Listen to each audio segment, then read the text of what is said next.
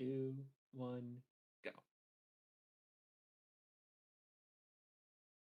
All right. Hello, everyone. Welcome on in. This is going to be Breath of Wild 100%. There's quite a lot to this. My voice is dying. I'm sorry. I've been sick past few days, so I'll get that out of the way. I'll go ahead and introduce my commentator, Sir Tapir, so if you would like to say hello. Hello, I'm Senor Tapir. I will be helping Nukie commentate her run. This will be, I think, the first ever marathon run for Breath of the Wild 100%. I think it is, yeah. I'm very excited. The run has evolved tremendously in the past couple months, and it'll be a treat to watch. So yeah, for sure. We got a lot to explain, but I'll go ahead and start since we got a lot of time as well. Mm-hmm. I'll start in 3, 2, 1. Official timing starts on Control Link, not on like the new game prompt, but most marathons tend to stick with the new game just as an ease thing.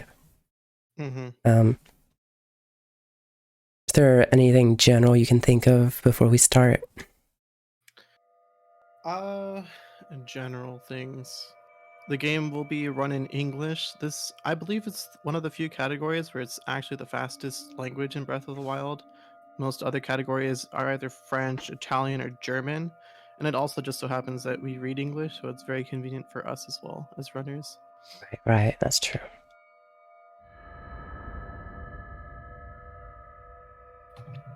And then, yeah, we're just going to be skipping a couple of cutscenes. There's going to be like 2 minutes of cutscene that we'll have to get through here. And then after that, we'll be starting off collecting materials for the rest of the run. And for a major glitch that we're going to get into about an hour into the run.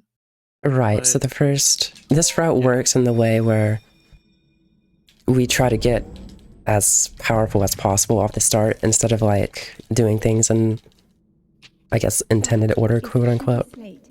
So we're really just going to be spending our time preparing, and then after that we're just going to sort of do a large cleanup throughout the rest of the run. There's a lot to explain off the start, but after these first 2 hours or so, it's really going to dumb down to just Korok collecting and shrine hunting and stuff.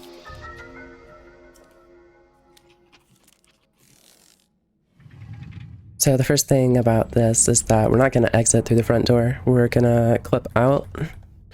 It's not important per se, because we still have to enter through the front door, like the cutscene, because that's what triggers time of day, and time of day is necessary for a lot of quests. So I will clip out, but I'm going to go trigger this cutscene. Yeah. And there's multiple different clips in this game.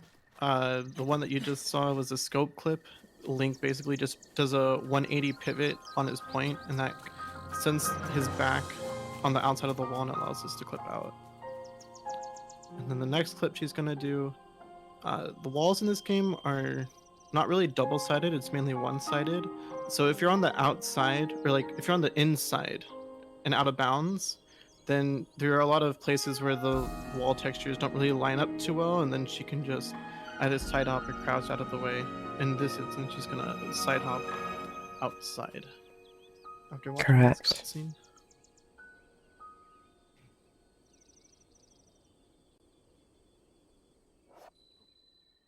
If I had an input display, you would totally see that I just target and then side hop. Like, the position it puts you in is quite perfect for that. Yeah, so these weapons that we're going to be collecting, not actually important. I'm going to drop them here in a bit. But I'm setting up a hard save for that major glitch that Tapir was talking about.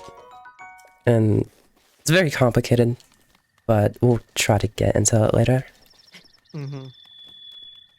In general, though, the clip basically just manipulates the game into thinking some memory slots are in different spots, and then that allows us to copy over materials into different places that it's not supposed to be, which allows us to get max materials. Yeah, that's the general gist of it. It's very hard to explain whenever you don't know it. Oh, that's fine.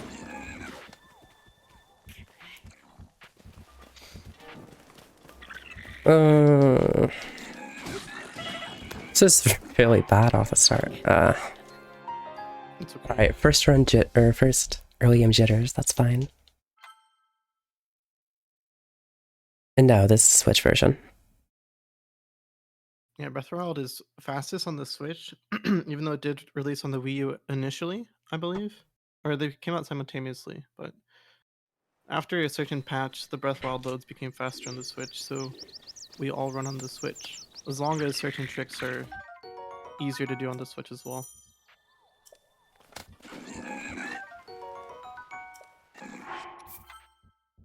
Alright, so I'm gonna make this hard save, and we're gonna keep it for the next, like, hour, so remember that.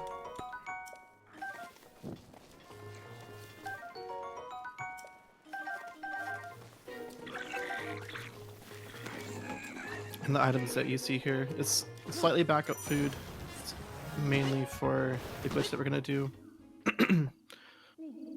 You'll see her collecting a bunch of like random materials, just like 2 or 3 of Head for each. the point marked on the And map in your that's sheet in of order slate. to break the memory slots later on. And we'll explain it a little bit more, but that's the reason why you'll see her like grabbing random peppers, random mushrooms, different types of mushrooms, chicken here and there. It's all for the setup of the glitch that we're going to be performing. Here's our first shield clip, which we'll see plenty of throughout the run. But the clip entails landing on your shield at an angle, which then allows Link, when you do a shield flip and then you unequip the shield, Link will kind of tilt back at the angle that you initially got that shield flip in, which allows us to put our feet through the wall, and then that's how we clip in through with shields. Is using that little flick that Link does whenever we unequip the shield. I already dropped the rant.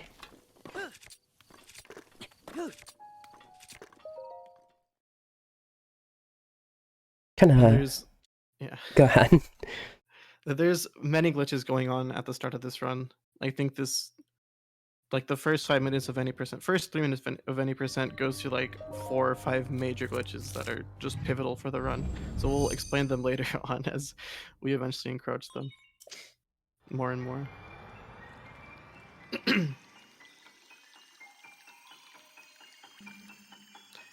Sorry, my microphone's a little low.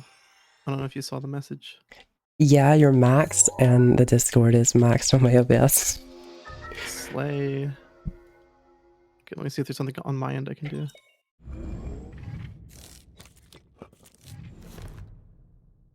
Did we talk about BLSS? No, we did not. You wanna try to explain that? It's kind of weird to explain. Okay. So BLSS, it's a glitch discovered about a year ago. It's called Bow Lift Smuggle Slide. And what we're doing is lifting up a object with a bow lift smuggle. In this instance, a bomb, it could be a pot, it could be a barrel, just anything that Link can lift up with his 2 hands. And then he lifts it up with his bow at the same time. That allows the bomb to be stuck in one hand and the bow in another hand. And then when we unequip the shield, that allows the bomb to be fully in his hand. And then when we get a step up, which you see her jumping into an object, or sometimes she'll walk into an object with the bomb in her hand, Link gets caught in an animation, and in that animation, the bomb is colliding with Link continuously. In order for us to gain speed, we have to flick Link back and forth, faster and faster and faster, in order for us to gain speed with the collision that's going on.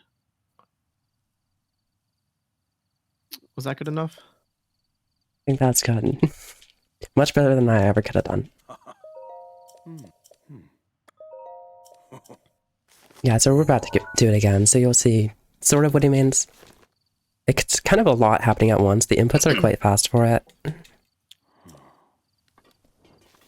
But yeah, so it'll be like the shield, both pick it up, and yeah, she'll get stuck in an animation, and then you'll hear her flicking just like that.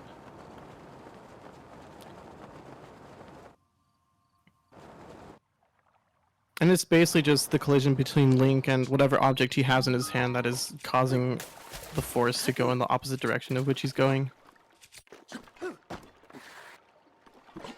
And a good way to like visualize how you gain speed is kind of like a boat oar.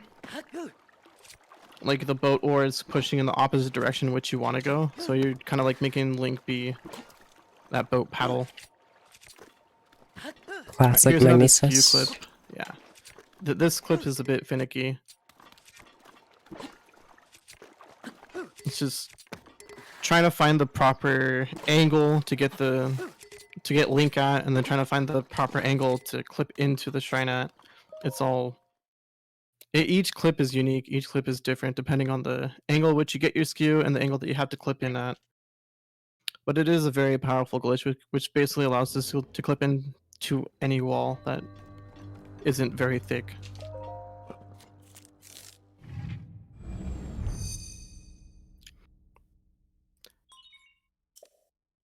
RBLSS is easier than Wind Bombs. I would definitely say so, and I think the way it transformed the 90% route, you would know a lot better about this, but I think overall it's just gotten a lot easier. Wait, I'm thinking of BTBs, I'm sorry. But BLSS did change the 90% route entirely. And overall, I think the game is more easily accessible because of that, in a sense. Yeah. The only category it didn't really affect was 100%, just because BLSSs are more useful for longer distances, whereas the wind bombs, they're more useful for short, very fast distances. Also, another thing to consider with BLSS versus wind bombs is the BLSS that you see Nukie doing, you don't take damage while doing it, whereas wind bombs you have to manage your health more, you have to worry about the angle that you're going at, the speed that you're going at, and which we'll cover a little bit more in depth when she starts doing more wind bombs. Yeah, and Wind Bombs, like, because everything in Hundo, like, you're doing everything's a lot more close together. Like, you're not going to be able to assess a long distance for a Korok. I can't think of one that you do, but there maybe is. I feel like there's like one or two that you can do, but a wind bomb is perfectly fine for that. Right. This is actually our first Wind Bomb. I think there's second. We did one in the bomb. Wait, we shrine. did one Bomb Bombs. Shrine. You're right. Yeah, how wind bombs work is we're abusing the bullet time mechanics, and she'll jump into the air, place one bomb, then she'll get into bullet time, which reduces the gain speed by 19 or 20 times. Then she'll place another bomb and then detonate the first bomb. And the collision between the two, or not the collision, the bomb exploding pushes the other bomb into Link, and that collision then, along with the 19-20 times slowdown, allows Link to propel at that slowed down speed in real time. So therefore we're traveling about 19 to 20 times faster, depending on the given angle, depending on how the bombs are placed, which we'll explain a little bit, but yeah, it's basically the abuse of bullet time allows us to gain a lot of speed very fast with the bombs, and it always loses you one heart, which is something to keep in mind. Right. Whereas typically if a bomb blows up, like if you blow up a bomb next to Link, you'll lose 3-4 hearts depending on your armor. But because the bomb itself is hitting you and not the explosion of the bomb, then you're always going to constantly lose one heart due to that. Mm-hmm.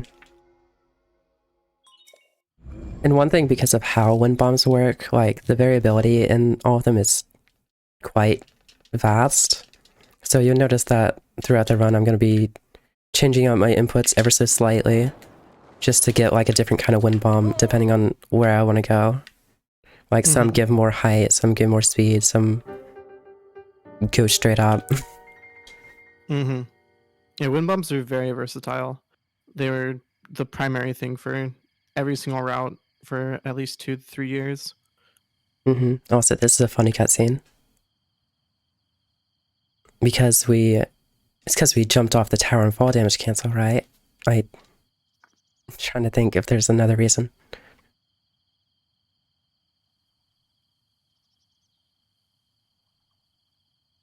Yeah, I think that's it.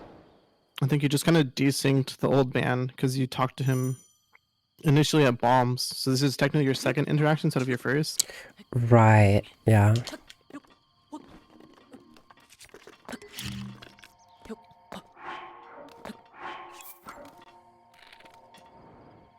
And then here's another BLSS. One interesting thing about BLSS is that there's no friction going on because you're going through the air. So if you ever see her bump into an object, Link will kind of just go flying in a direction that you bounced off of it. Which is why trees are very, very scary. You won't stop when you hit a tree, you'll kind of bounce into a random direction. Same with rocks. Although if the object's like big enough and flat enough, you can stop yourself.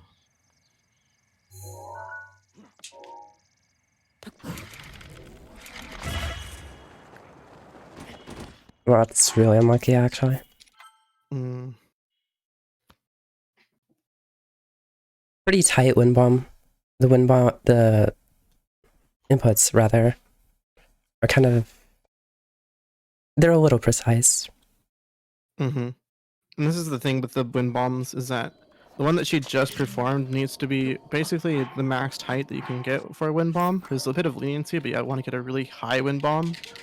And because she's doing it off of a tree, you don't want to place the circle bomb too early, otherwise the circle bomb will start like interacting with the tree a little bit and start rolling away from you, which messes up your wind bomb. So there's a lot of little intricacies, like she was mentioning earlier with wind bombs. She'll do the bomb timing slightly different to give her more of what she needs for the specific wind bomb. Mm-hmm. And there's a pretty good example of it. Unfortunately, it does lose a lot of time, but it does showcase how versatile they are. Second try, I'll take it. You can really tell how much of a difference, like inputs, just slight difference in the inputs it made, like between those two attempts.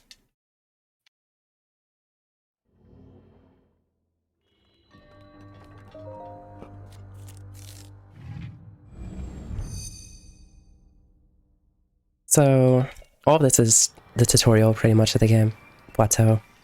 I guess our big holy grail, for lack of a better term, is like skipping the plateau. We don't really have any good ideas of how that would happen. I'm predicting in 6 years some kind of flag manipulation. That's my theory. No, we just enjoy it. Yeah, for now we have to go through the grueling rape plateau. And thank you, Dotso, and Koos, and Trevor.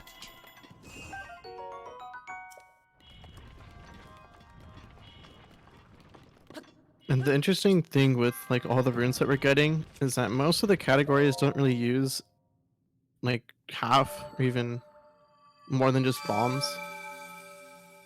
But 100% uses all the runes for just various Koroks and such, which is...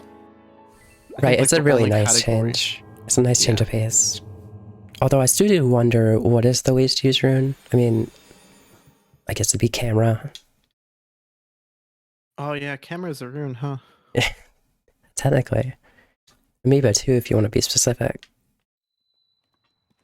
Or technical, rather. I was gonna say the cryo rune, but yeah, camera is pretty useless.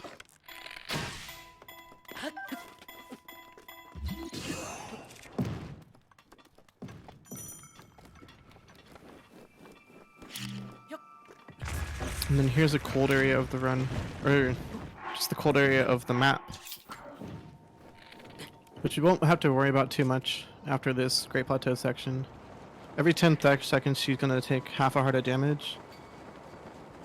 So that's the one thing we have to look out for right now, because she only has 3 hearts.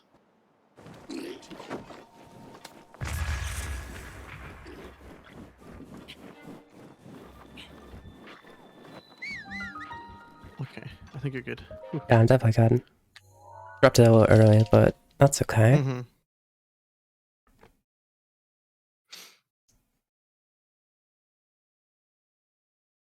It is close between mag and cryo, but mag is used... The thing about mag is used for a lot of the block puzzles and stuff, Cryo helps with like the basketball ones, but I think there's not a lot of uses aside from that.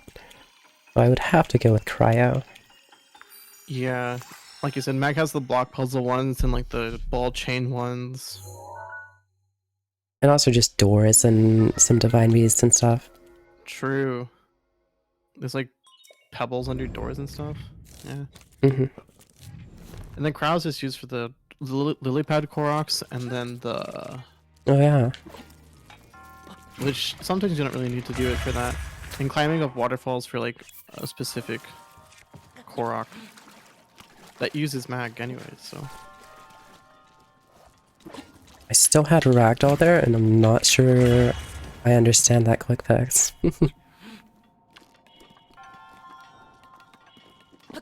I guess we never explained Ragdoll either. We haven't really seen it until now. Yeah, I was about to explain it a little, but I was trying to figure out how to start explaining it. It's a very...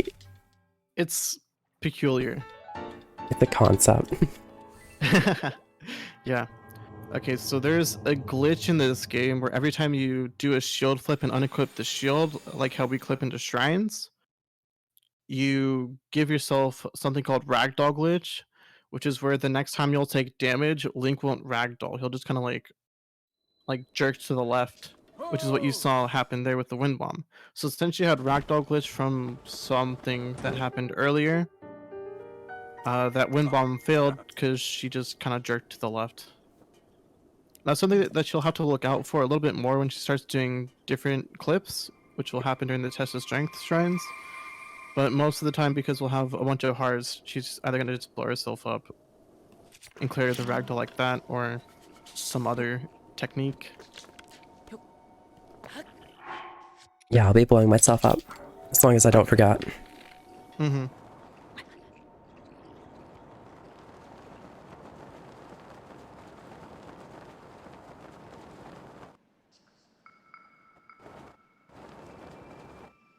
And with that, we're done with the Great Plateau. Not the most ideal time for me, but it is what it getting is. through it. You know? Yeah, that's all that matters. I think the Great Plateau is probably one of the biggest time sinks that any runner has to go through. There's just a bunch of little things that go wrong, and it's very hard to get a perfect run that you want. Mm-hmm. I feel like there's only a handful of people who are actually satisfied with their plateau times and like, yeah, we've saved everything we can save. Or just about. Mm-hmm.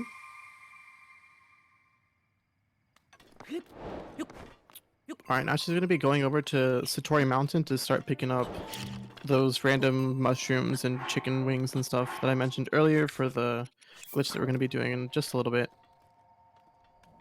And the glitch is called IST, which is Inventory Slot Transfer. And that allows us to transfer...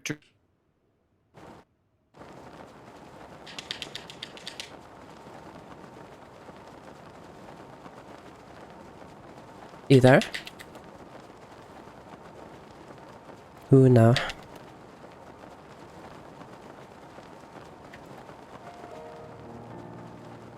I think we lost him. I was kind of zoned in, so I'm not even sure what he was talking about, but basically for IST, we need a bunch of random things.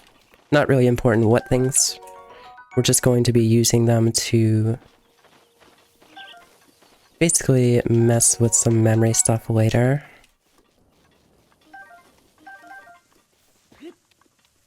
For now, it just matters that I have items to do that with. And then some of these items that I'm going to be collecting over here are actual materials not used for the glitch, but to be affected by the glitch. So they're all kind of intertwined on which is which. I would go through each one, but it's not all that important right now. Just know that some of these items will be used for like armor upgrades and stuff later.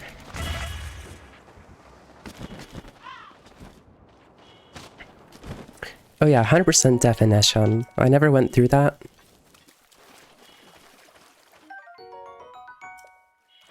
But it is quite a lot.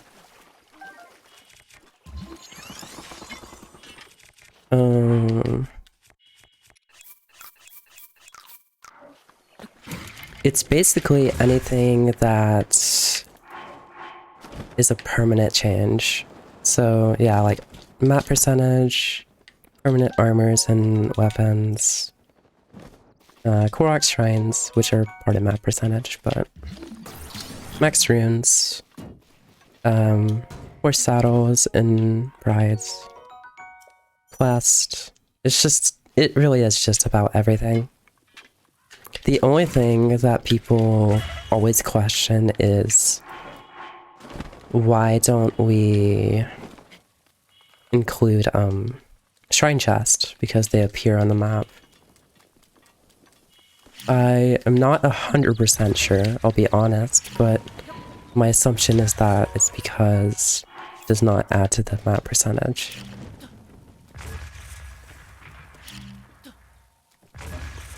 So yeah, these are what am I trying to say? Durians are gonna be food, just to get me until IST. And then wood will be corrupting to I'm back. I'm 999. sorry. Just because we need a lot of wood in the run. And welcome back. You're all good. I blame Cox's internet service. It was very bad during Christmas. Oh, really? Yeah.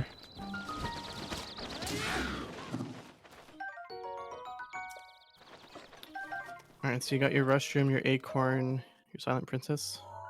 I did. Okay. And yeah, this is no DLC. DLC... how do I put it lightly? It just adds cutscenes. It's not all that interesting. You're not missing out on much. Some people run it, not a lot. That was about like an extra 2 hours, right? I think so. Maybe 2 or 3.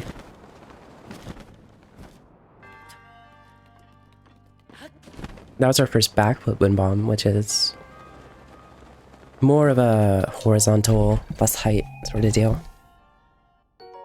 It was originally how wind bombs were found, right? Mm-hmm.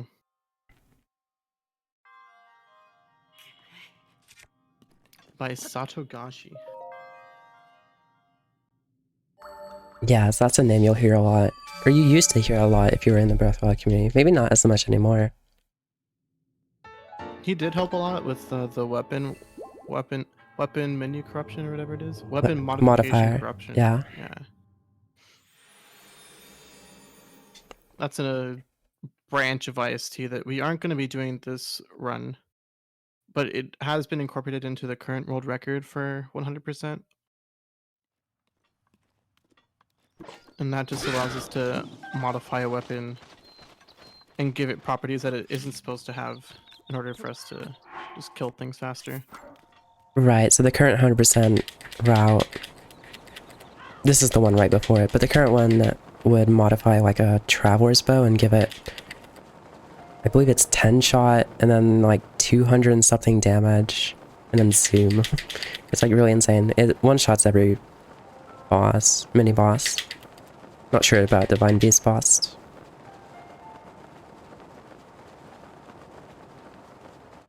Alright. Alright, we're on our way to castle to pick up arrows, specifically electric arrows. And a bow. ancient arrows. Oh, and ancient arrow. No bow. No bow. No bow. Mainly just more gathering. Arrows are important because... Well, both the ancient arrows and the shock arrows give us an extra inventory slot, which is very relevant later for IST once again. But also the shock arrows are used for menu overloading, which will really let us kick off like the memory manipulation stuff.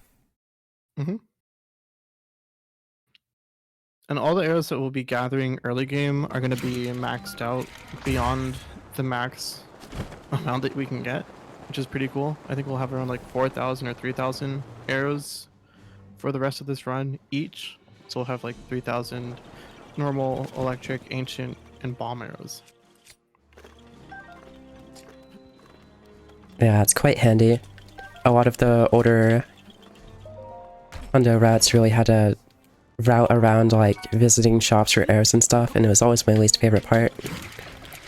But we don't have to really worry about that anymore. Mm-hmm. Now we're going to pick up a couple of Guardian parts and just pray for RNG right now.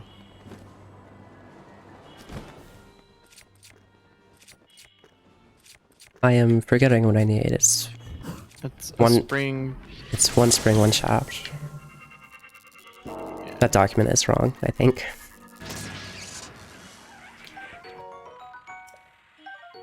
And a screw? I do need 3 screws, but it's It's optional, right? yeah, okay, I got it anyway. Don't eat that. And you'll be picking up the ancient core in the shrine. Mm-hmm. You can get an ancient core there, and it's what? It's a 2%, I think. And it does technically save time because you can do a different strat in the shrine coming up, but it's not important by any means. Which I'm very thankful we don't have to rely on a 2% because there was a Hundo route that did that. It was not fun.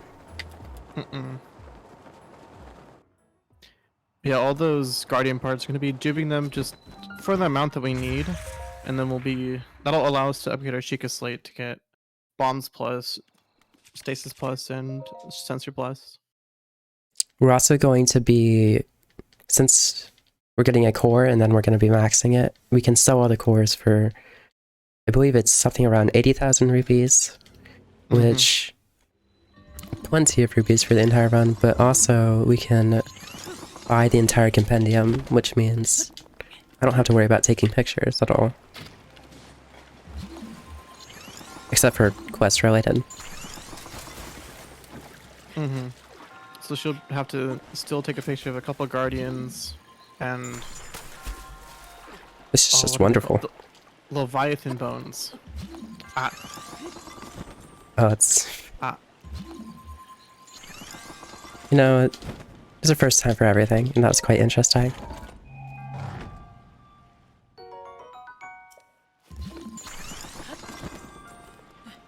Nice.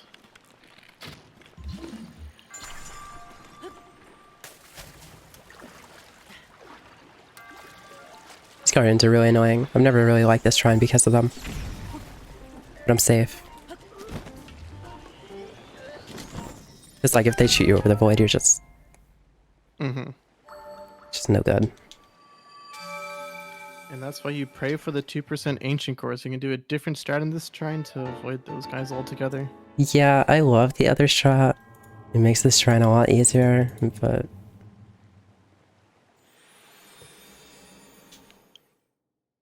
And we'll be going over to Dakatas. Is that the next shrine? Yes. And there we'll be getting a Lizalfos part. We're praying for a horn and a talon. And that'll be used for armor upgrades later on. Because the current 100% rule set is... you need to keep permanent armor items or any permanent inventory chains. That's what we consider 100%. So we won't be collecting all the armor, we'll just be collecting the armor that we cannot sell in the game. And that is the Zora's gear along with the wild set and the champion's tunic.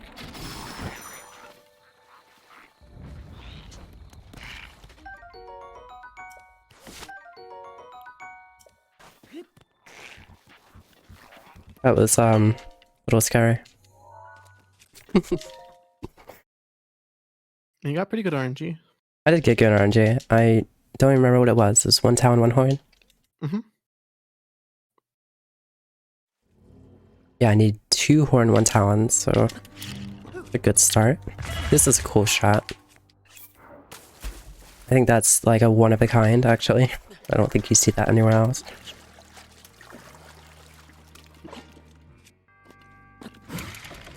A lot of the shrine strats do just boil down to do a wind bomb, but there's a handful that are done casually, and there's a handful that are done in a more unique way.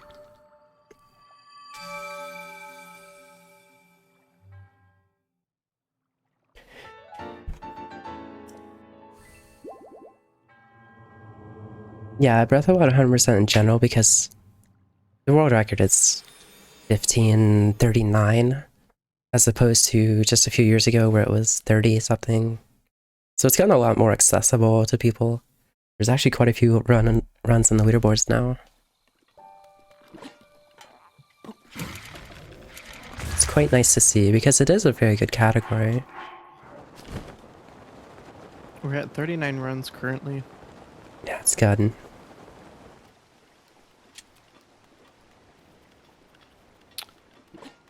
And now we're making our way over to Kakariko. This is to start unlocking story stuff and quests and the dragons. Along with picking up a couple more items that we'll need for the run, which will be an opal,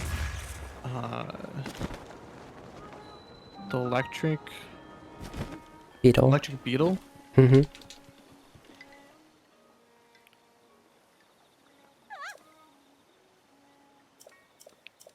But one thing that you'll notice is that we aren't really picking up any Koroks currently.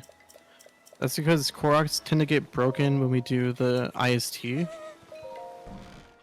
And whenever we dupe Koroks, Hestu kind of just won't accept them. So we'll start collecting Koroks after we completely finish our IST setup. It has been quite a long time, Link. I am much. Are you doing this run RTA? Hello, Piston. You remember me, don't you? Yeah, I'm doing it RTR.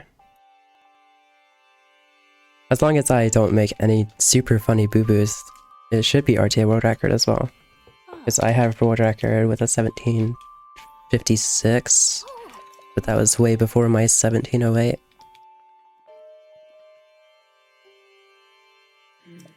Oh, Yeah, that's actually quite important to note, is that oh. Breath of the Wild 100%, for the first like 6 hours, you have, of course, cutscenes, Divine Beast, some others that I can't think of right now.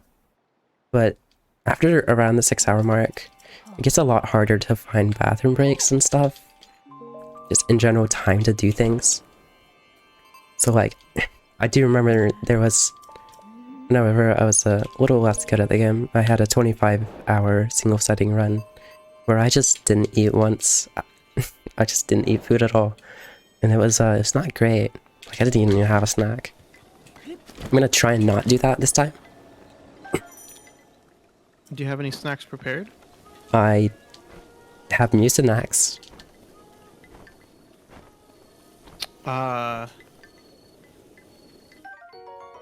Cool. I'll be able to get some, don't worry. Do you need me to order you Domino's? Wait, do what, sorry? Do you need me to order you Domino's? Hmm. Domino's pizza? This game's very hands-on and I wouldn't want to get my controller greasy. I will politely decline. I see. I will take Christmas cookies though. I don't know if that's the greatest thing for me to grab.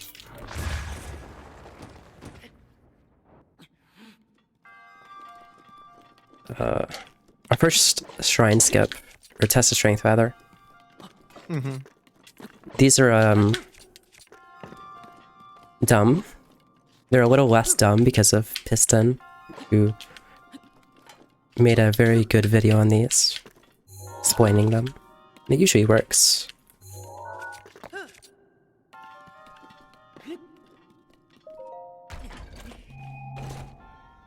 How about sushi? I've never had sushi. I was given sushi about 4 times by a coworker, and I always gave it away because I was too scared to eat it. I don't know why. I think with that, we're done with farming, right? We don't need anything. We're gonna grab berries, and Right, we then need fairies. oh yes, a thing about the differing hundo routes is that hundo used to do parts because we didn't have IST. But it used to have to worry about like food routing and like cooking a bunch of meals and having the hearts to go places. But with IST, we're gonna be duping 1,000 fairies, so we don't really have to worry about that. You go through only like 200 of those, maybe 300. So we're pretty set as long as I get there and don't use all my fairies. Let's talk about rupee printer. Let's not do that. Evil trick.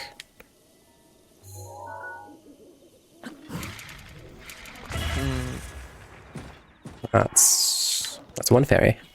Never mind. I've never liked this one bomb because just a weird spot. But I'm good. Alright. That did not want to cooperate with me. That's fine. This is a bit of a longer distance. We didn't explain square versus circle for BLSFs, but basically because of the shape of the square bomb, it pushes you differently than circle does, and it just overall accelerates slower. And then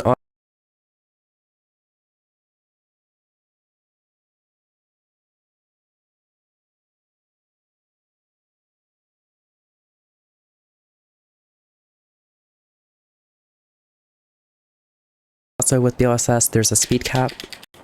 So like, I'm not going to be wiggling the whole time. I'm going to be wiggling a good amount and then feeling it out. There's a visual cue for some people that use it. But I think it's around, is it 360, I don't know what unit this game is in, meters a second?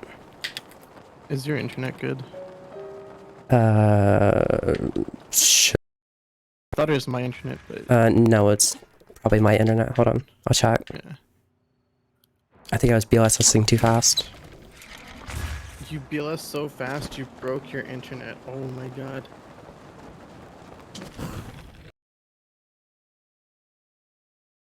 So as it is specific for the entire game. The entire game, the speed cap is 360 kilometers per hour. Is my internet really not? It's having a rough patch. Let's see.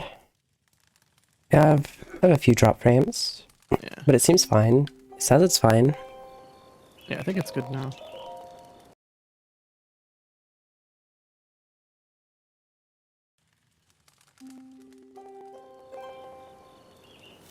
Okay, so another thing that's differed, if you've watched Hunter in the past,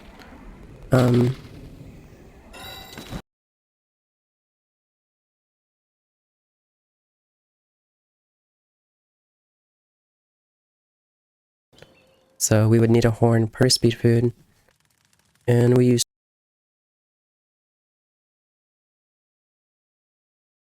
okay. Oh. I think your capture just...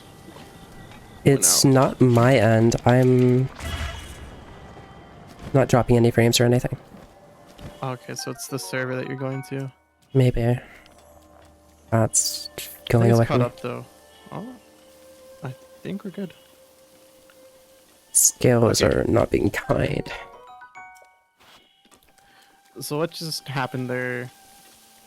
I don't know if you guys heard Nukie explaining the Farash thing, but we're gonna need the Farash parts to dupe for food and for armor upgrades later on. And in the old route, we used to get 20 odd parts from Farash, but now we only need 3 because we can just dupe them with IST. And it saves a lot of time. Each reload was like 30 seconds to 45 seconds. Yeah, it's a lot of time and a lot of A lot of arrows. mental time and arrows. Also, that shoot actually just ruined my day, almost.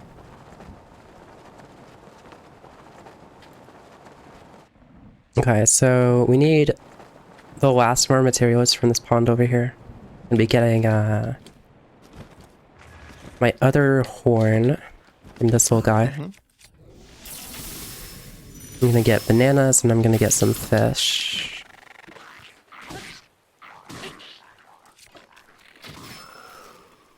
Yeah, we'll be getting 5 Hylian bass and 1 hardy bass. Oh, it's hail as well, and it's very important I don't pick up fire arrows because that's another inventory slot. Yeah. That would be a reload. Did I get all my bananas? Okay, And you got the tail? I did. I need 5 fish here, or I need 8. This route's different. Oh, this route's different. Sorry about that. No, you're good.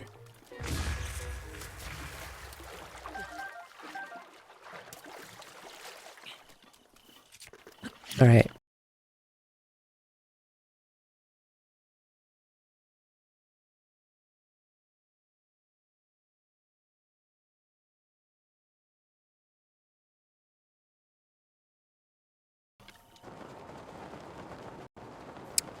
No. Why does my internet decide now of all days? You and me both. You and me both.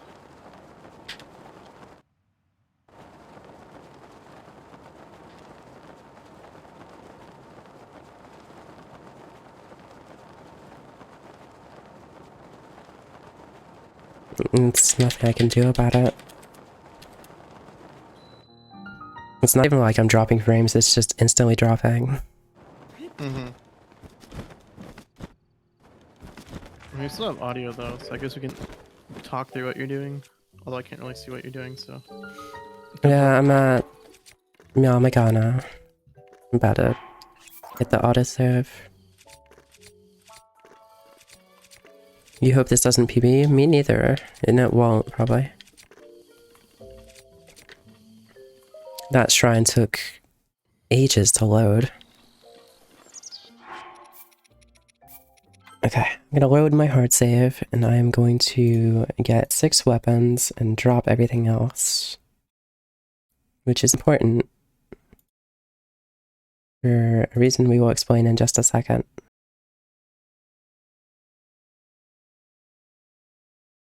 And for those that remember, this hard save goes back to the Great Plateau before we got basically anything in this route. Right.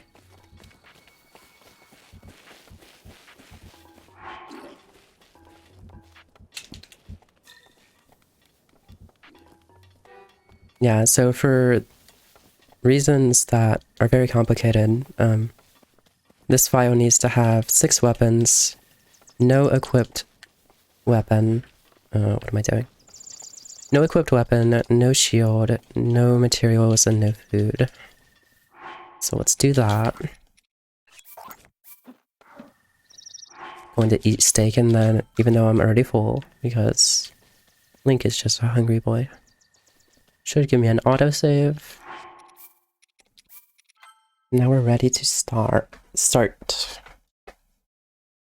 Nice.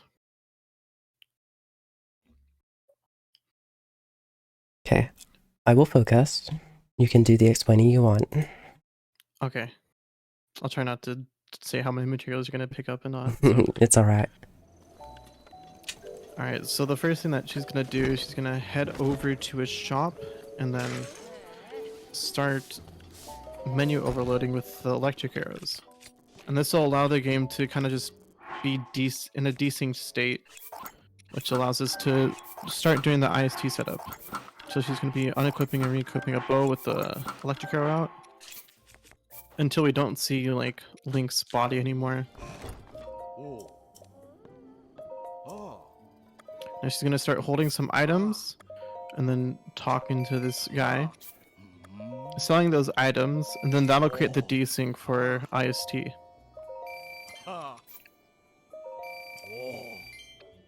Yeah, and since I sold 4 items, it'll create 4 like broken slots.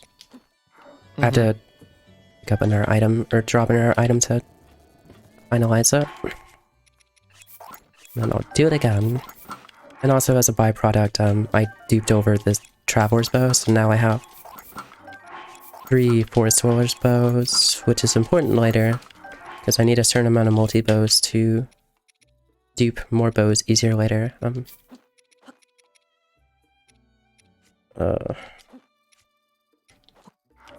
Brain is working.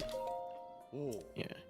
Now she's gonna sell 4 more items like she was mentioning earlier to create 8 broken slots.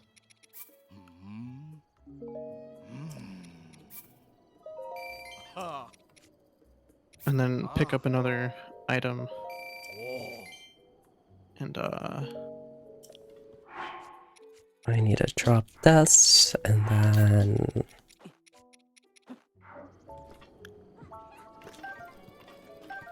yeah, I'm just allowing her to focus a little bit here because this part's a little bit confusing. Okay, so we've sorted our inventory a little bit. We have 8 broken slots. Now, whenever I say reload, the game is gonna be a little confused.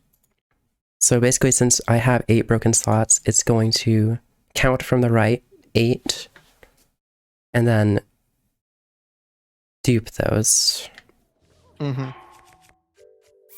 since we have key items on the furthest right slots, it'll try to dupe those, but some of them it can't, but it'll still grab the last X amount of slots at the back of our inventory to start duping them. So there you saw she got 8 fish, and then 1 of each for all of these other parts. She's gonna do the same thing with some other items.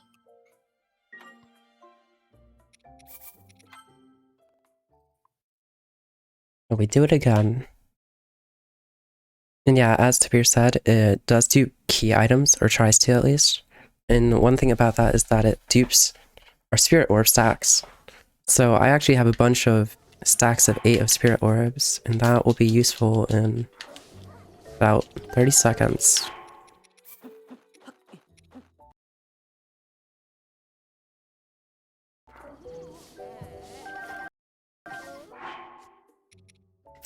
And now she's just cycling through the top part of her inventory just to get them out of the way.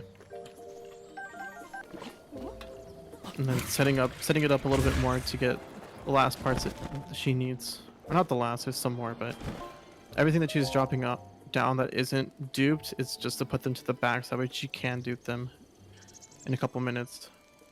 Right. But now she has the spirit orbs duped, so she's gonna get 6 stamina upgrades, reload 1 more time, get the last 4 stamina upgrades, and then she'll have full stamina for the rest of this run.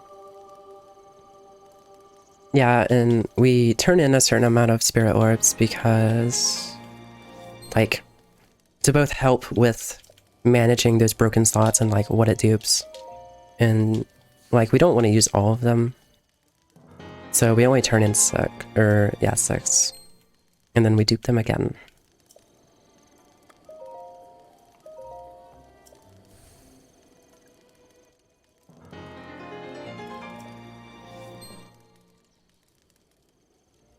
And then after she dupes these, she's gonna create food. This will be our first food item that we had steak earlier, but we ate it, so there's nothing in our food slot. But now there's gonna be speed food in her food slot. So when she starts reloading it again, she's gonna be duping those speed foods over and over.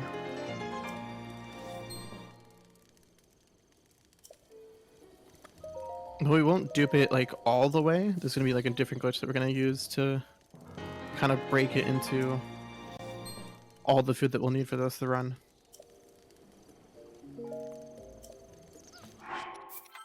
Okay, so done with that. We're gonna say reload it, and then we'll turn in some more.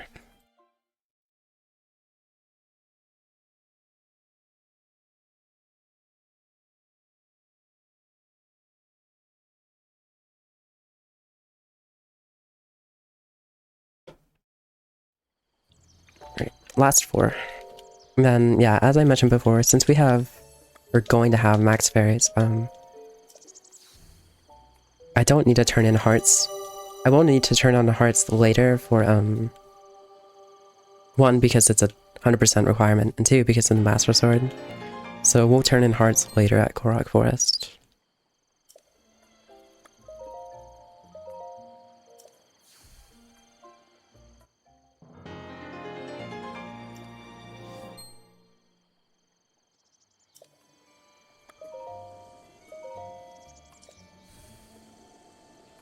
Stream might drop for a second, so I'm gonna try and change some things.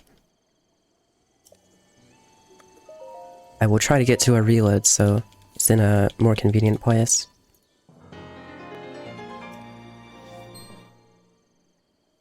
I'm going to... I think you mentioned this, I'm gonna cook some food. With the next reload, it will also dupe that food.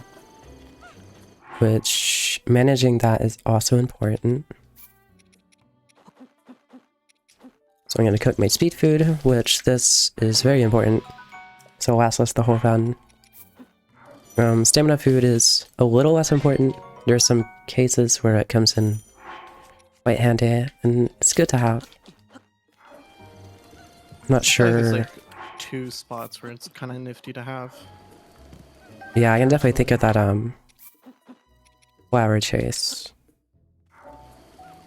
In Garuda Highlands.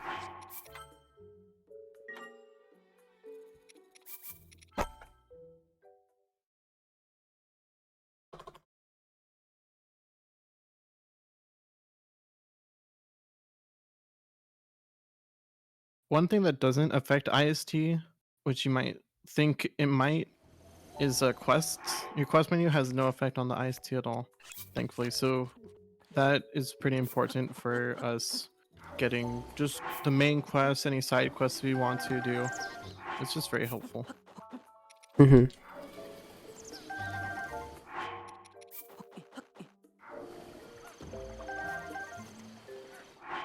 We're almost done with our duping, and then we'll be going into a more complicated portion. If you thought this was pretty complicated.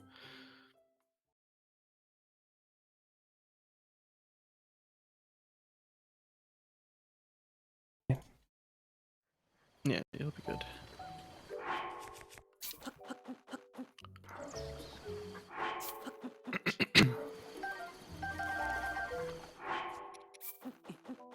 Okay, so...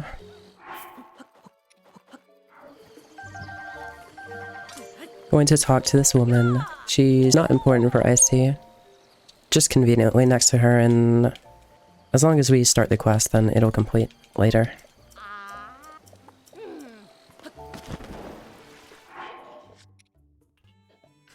I now need to organize these in a specific way, and I'm trying to remember. Wood should be first.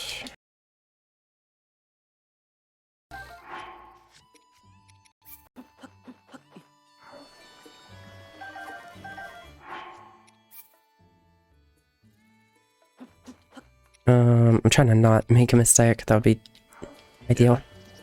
I'll just let you think. Focus. That's right.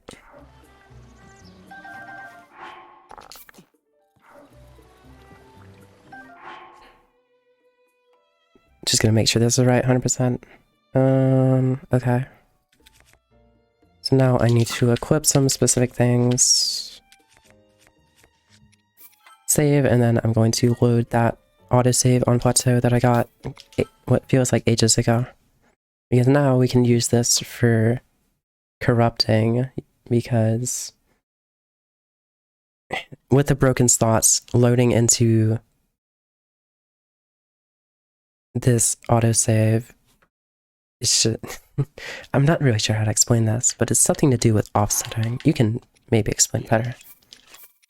I'm not too familiar on it, but each time, I think like each time you'll load into this autosave, depending on what items you have in the specific order, either it be your food or your weapons, and how many you have in each slot, that'll push the items that you had offset earlier onto your. It'll push the weapons that you had onto your items that you have in your inventory. So you'll see, like, in a little bit, she's gonna have a bunch of wood fairies and like opals or something. So something within the first 7 is gonna be maxed. The first thing that we will notice is shock arrow count, because I'm going to shoot a shock arrow, and the number next to it is going to be hopefully really high. I'm going to only eat 5 this time, or else that would be bad. Yeah, so I'm going to load the hard save, and then I'm going to shoot a shock arrow without doing anything else, because we're kind of like syncing game data, and if I were to press any other button than shock arrow, then it would not work correctly. Yeah, if you were to press like a menu item, then the game will kind of just be like, oh, it'll be like, oh shoot, nothing. It isn't in the right spot, Right. and then it'll like realize that it's not there, fix itself, and then we kind of just would have ruined the entire hours of setup that we just did. Mm-hmm. So it's very important that we shot that shock arrow to kind of just sync it all together in like one swoop.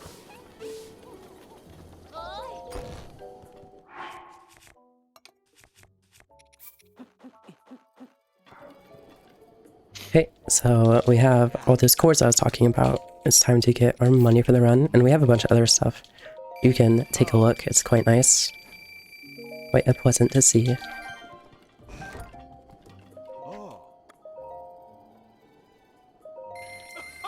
I'm going to buy bomb arrows so we can corrupt them. It's good that we didn't have the slot before. Just, again, it's in our slot. It really changes the setup. Each slot is quite vital, because it shifts everything with the broken slots and stuff. Yeah, IST is very logically intensive. They have tons of spreadsheets. Yeah. It's quite incredible. And we're almost done. We are almost done. Just some more corrupting to do. One more trip back to the Great Plateau.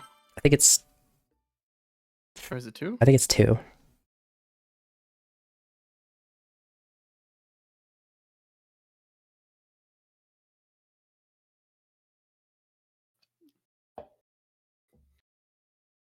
Yeah, I remember like messing up the Great Plateau portion, and then Beings was telling me that I could just kind of just redo it, and it would still work. Which I was very surprised about.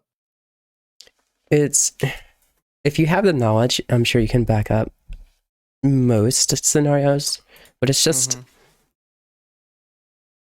again, it's really just a really technically involved track. I've tried to understand it, but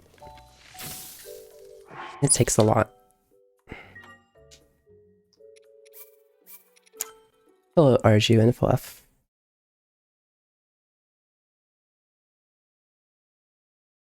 Okay, so I'm going to reorganize my inventory again, just so I make sure I corrupt the right items. So I'm going to sort my materials, which is usually a very bad thing, but this route actually makes use of that. It's quite nice. The one thing we tell runners not to do. It should be 1, 3, and then 6, which is good. I'm going to equip the 3rd bow, that's good. I'm going to sort my food. I'm going to save, and I'm going to load the plat gun.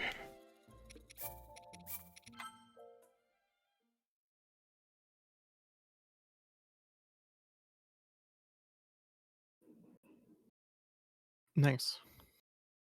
This is the last one. I think... I wonder if I should do, like, an extra reload or something for extra speed food. I think... I'm not going to. Maybe.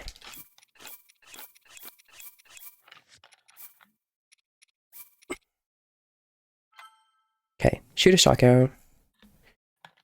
Yeah, I'll do 1 extra reload and then I'll close. Just in case.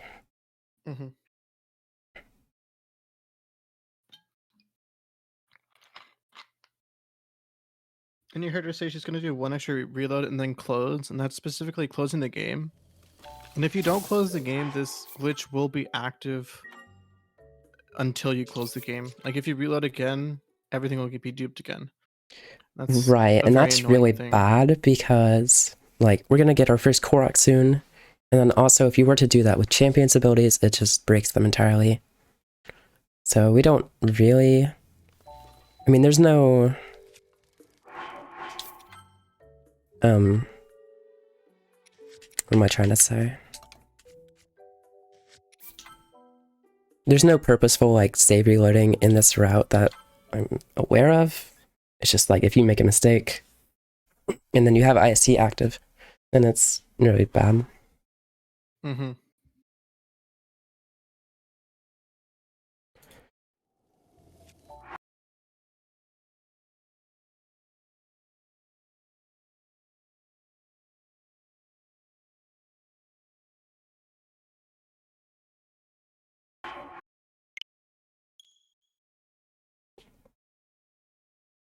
It's really weird, my OBS is just disconnecting for a fraction of a second.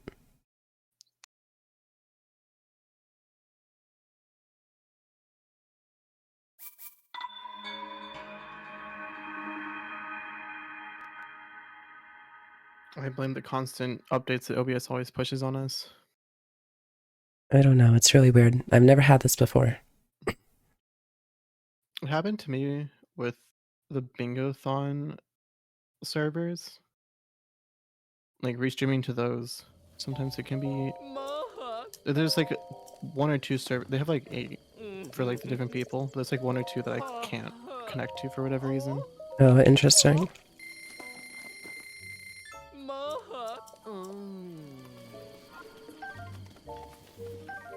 Did I gave the rupees, so... Mm-hmm.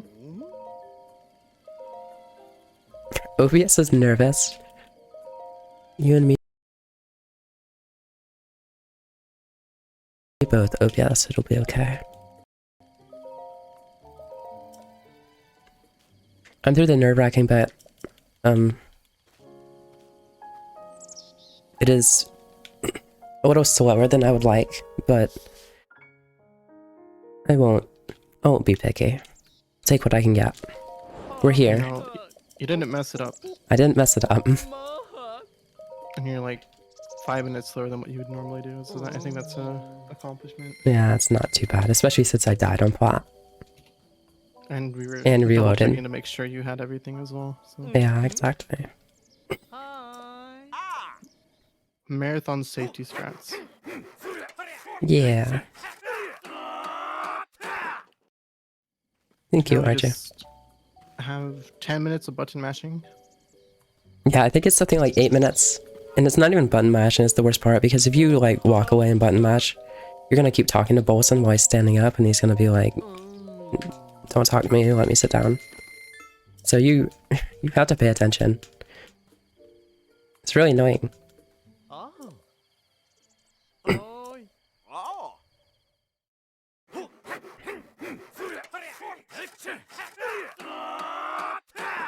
So I should remember to, like, stand up and stuff, because this is a long run, and I don't want to develop habits.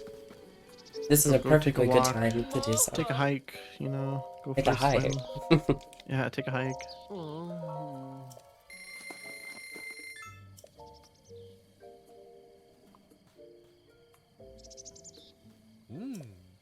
I thought about installing, like, a TV in my bathroom with my capture on it.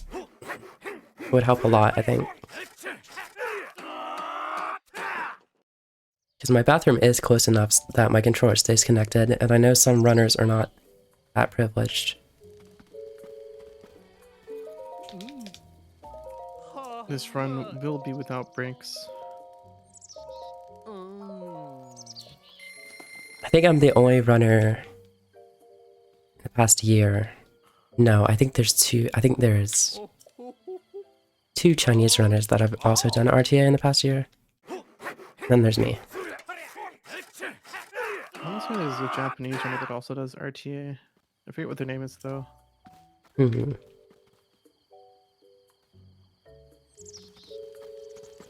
It did, Trevor. Yeah, Hirotine and Hirotine does RTA EX. Oh, that's right. Yeah. So I guess it's not this specific category, but it's a longer category. It's a longer category. Yeah. I guess now is a okay time to talk about me and what I'm doing. I run all the 3D Zelda 100%, and this is just a fraction of the length. Here in 5 days, I will be doing a 50-hour run without breaks. So this is a nice little warm-up.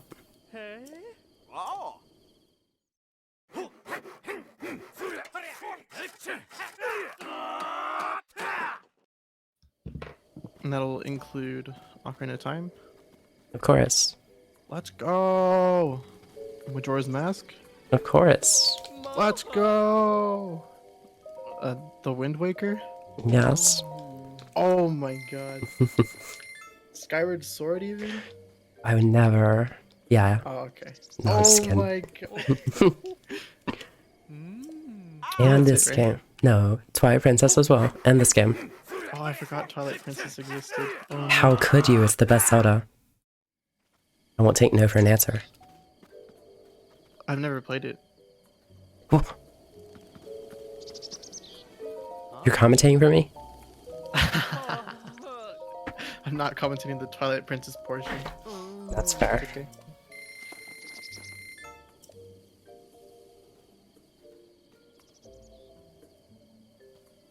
Wait, TP being the best Zelda is a hot take? Is it? Maybe a little bit. Wind Waker, A you... link Go ahead. between worlds. A link between worlds. Okay. That's a very good pick. I've never played it. Same. What? It has a good name though. Oh, okay. Wait, have you only played Breath of the Wild? I've played Four Swords. Oh, yes, that's true. And that's it. Breath of the Wild and Four Swords. That's wild. You know, my favorite 2D Zelda is actually Spirit Tracks. I feel like that's something you don't hear often. I hear that one's fun. It has like a train, you know? Yeah, I have like a horn arrow and I'm pulling it with it. I get really deep into it. Choo-choo. Is the music good in that? Yes, it's like one of my favorite soundtracks in Zelda. The title theme is my favorite.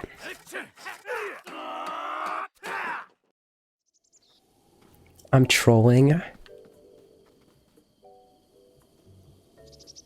Arjun never has good opinions, so I don't really feel that bothered by that.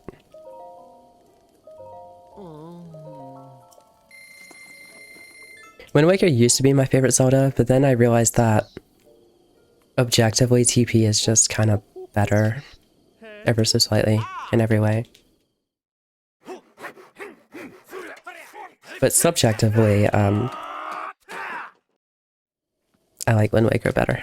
It's also my favorite speedrun. I will be running that for this as well. A really, really long-a-thon in 2 days.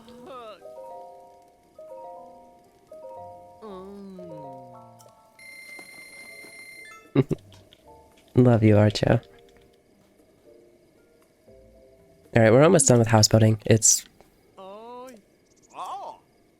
annoying. just a few more. It is annoying. But it has to be done. At the very end of the run, right? I hated it being at the end of the run. I actually used to lay on my bed and just look. I don't know. I was afraid I would go to sleep, but I did it anyway. Yeah, the routing for 100% had its dark times. Rupee printing and then all the long stuff at the very end with the house upgrades and the armor upgrades and Korok. Yeah. And then we realized that putting house building at the start saves like what like 3 seconds, and that was a must, so we did it.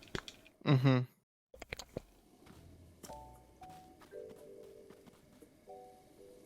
Is that the last one? No, it's one more. I think it is. No, it's one more. No.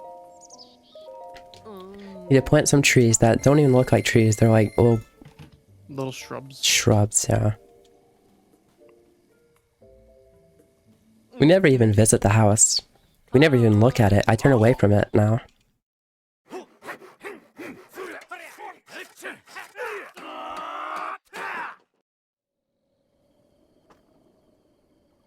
Look at those shrubs in all their glory. Right, now he's like, wow, that was crazy. And then I was like, wow, that was crazy. And then I go off on my day.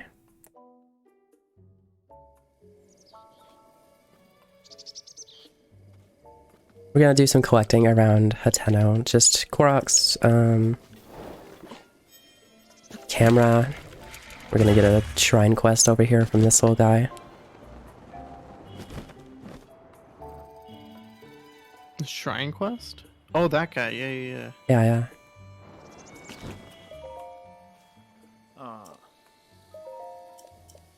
I think this is the one for,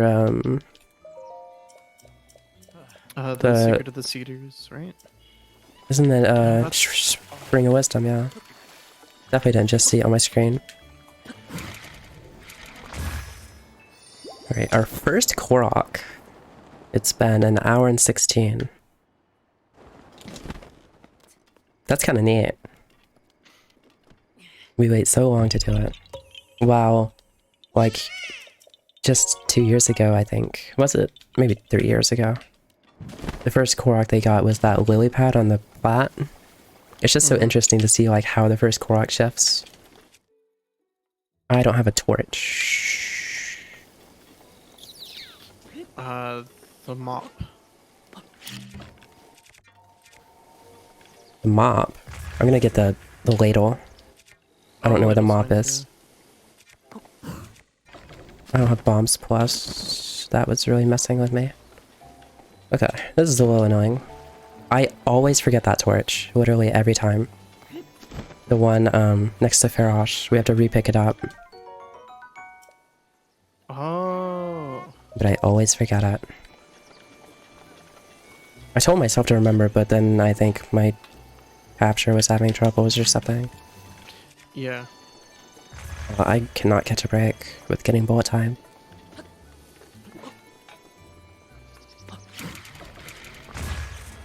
Because I remembered you grabbing it like early game. I'm like, where did it go? I did. This does burn quickly, so I have to go quickly as well. I suppose the torch is a lot slower.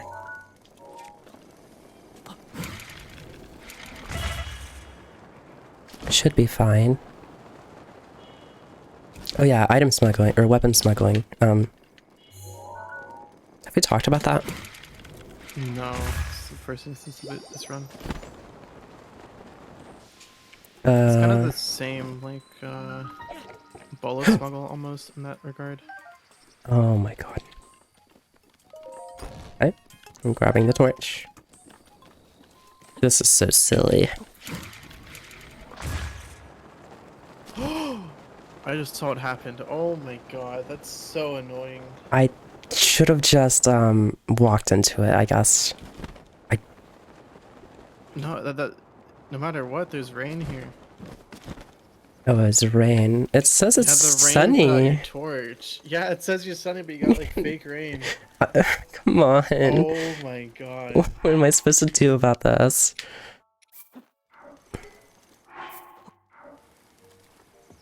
I've never had it rain here. Literally ever. Did we just asleep? Yeah. Wow.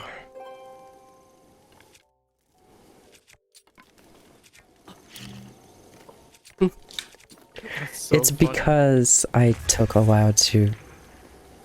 Wait, what? Because I was getting the ladle and stuff, probably.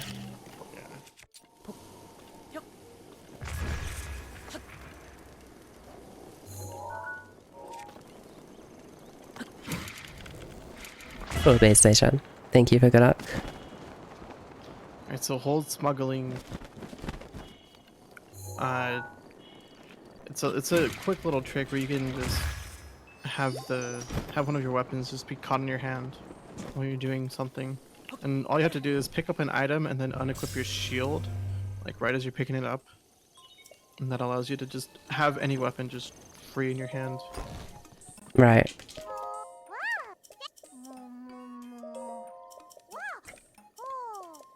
Now it's some people's favorite character. Not personally mine, because whenever we take the picture of her, she makes me put her feet in the picture, or else the picture never works for me. And you know what? I'm not one to hate on feet, but I'm not trying to take a picture of someone's feet. As you walk around barefoot. Listen, times are hard out here. And true, you just got 80k rupees. Don't question that.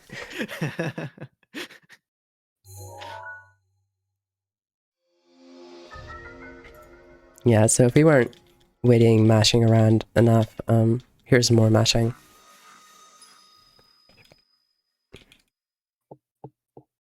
Yeah, once we do like our first teleport, then it just kind of then we're kind of free from a lot of the mashing for a bit. Mm-hmm.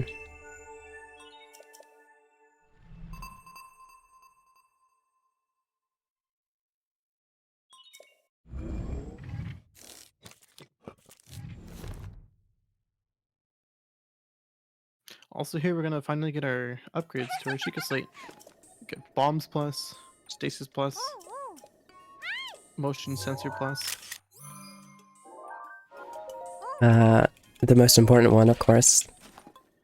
Motion, like the sensor plus used to be kind of helpful, because we could track the gold beetles. Because obviously without IST, we used to have to collect like 15 beetles for armor upgrades. It's kind of a big hassle sometimes. But yeah, we don't really need it anymore. Stasis Plus helps with one-cycling the Divine Beast bosses. And it's more of a convenience, but Bombs Plus is the main one. It saves the most time. It saves a lot of time. And a lot of mental struggle. Yeah, bombs plus just allows us, or it just cuts the bombs recharge time in half. It's very nice. Stasis plus allows us to stasis enemies, which is why we can one cycle the bosses faster, as we can just freeze them in time, then shoot them a bunch.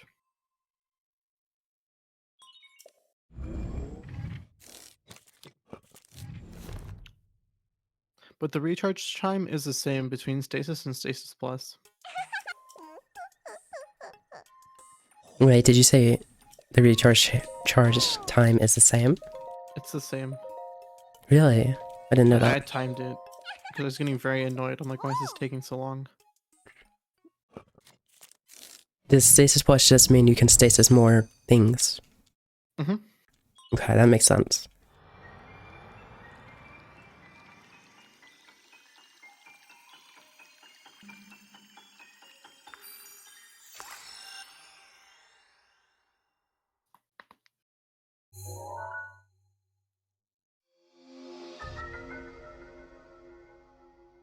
Okay. Need Stasis Plus. So after Stasis Plus, we're going to collect some Koroks. Anything special? I don't really think so. We're gonna start getting into... Go ahead, sorry. The sheep rustlers side quest. Sheep hustlers? Sheep. Is it rustlers or hustlers? I think it's hustlers. But you can just tell her that you don't want to talk to her, and then she still gives you the quest, and it's pretty funny. Oh yeah, she gets mad at you, and she boards it out anyway. How long will we have to appear? Good question. That's a good question. However long you want to stay. Yeah. Originally, I was supposed to start at like 7 your time, and I was gonna leave after 2 hours, but Mm-hmm. it's 5 your time now, so You could probably make it until Probably when some does divine beasts. when does my PB beat Calamity? I think you would make it to like Rudania if you were to stay the whole time. Mm-hmm. Unless you just Unless I just become goated yeah, or skip a bunch of stuff. no one would notice.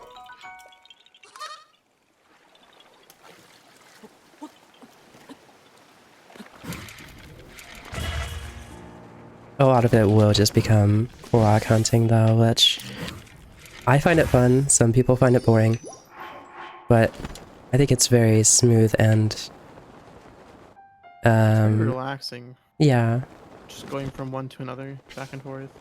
until you like have a wind bomb that sends you horizontally and low and you cry. Mm-hmm.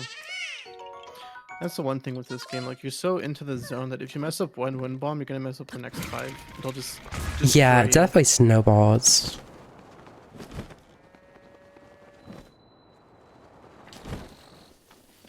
because you start biting off more than you can chew with wind bombs. And we did mention speed cap earlier.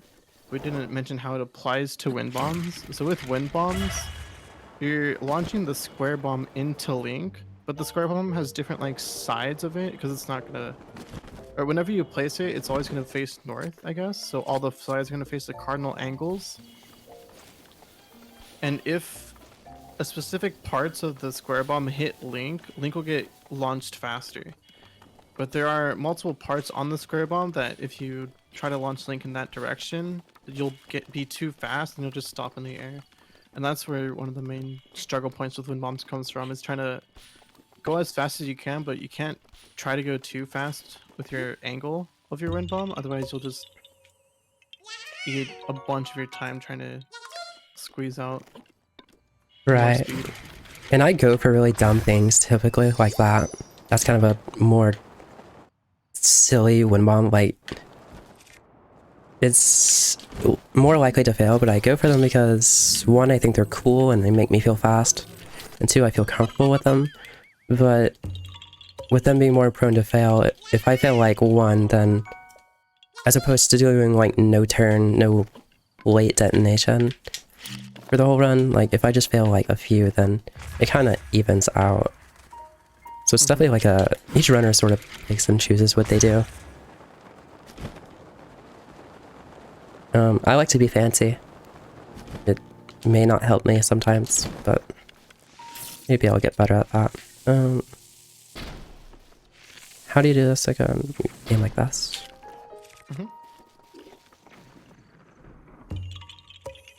By the way, anytime I say I'm like, probably Yeah. 5-second delay. Oh, okay. You just trust me, that's all. I think that should hopefully be the right thing, but it might not be. I just work here. Metaphorically. Ooh. Those were some bad wind bombs. That's okay. Hey, wind bombs get a little bit more trickier in the air because you're kind of on your own. Ooh, there's no way. Okay, that's fine.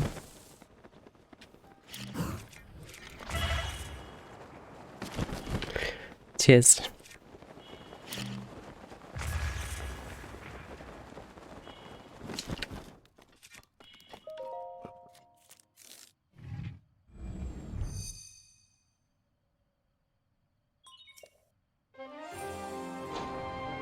Whew, okay. It's very interesting. I try not to panic. Like, the worst thing you can do is just panic and overthink. Like, you really have to trust your muscle memory. Like, I think the thing about mid-airs is, like, if I try to think about the inputs at any given time, I don't know which I do first. I actually have no idea. Like, I don't know if I press up or the bomb first. So I just try to let my hands do the work. It doesn't help when I haven't touched the game in a while, but, like, my mid-airs are obviously gonna be little worse than they would be in my prime, but because I have not been running this game super actively. I've been practicing it for quite a bit now, just in preparation for this, but it hasn't been my focus, other than outside this marathon, because I run 5 other 100%. I have a lot of content to work with. That's actually fine. You do all the inputs at the same time. Oh, okay. I'm sure that works well. I make you scared to fly? I would say the same, but I have been on a flight. And I quite enjoyed that. Despite being scared to be 5 feet above my house. Or my house. 5 feet up on the roof. Where is this clock?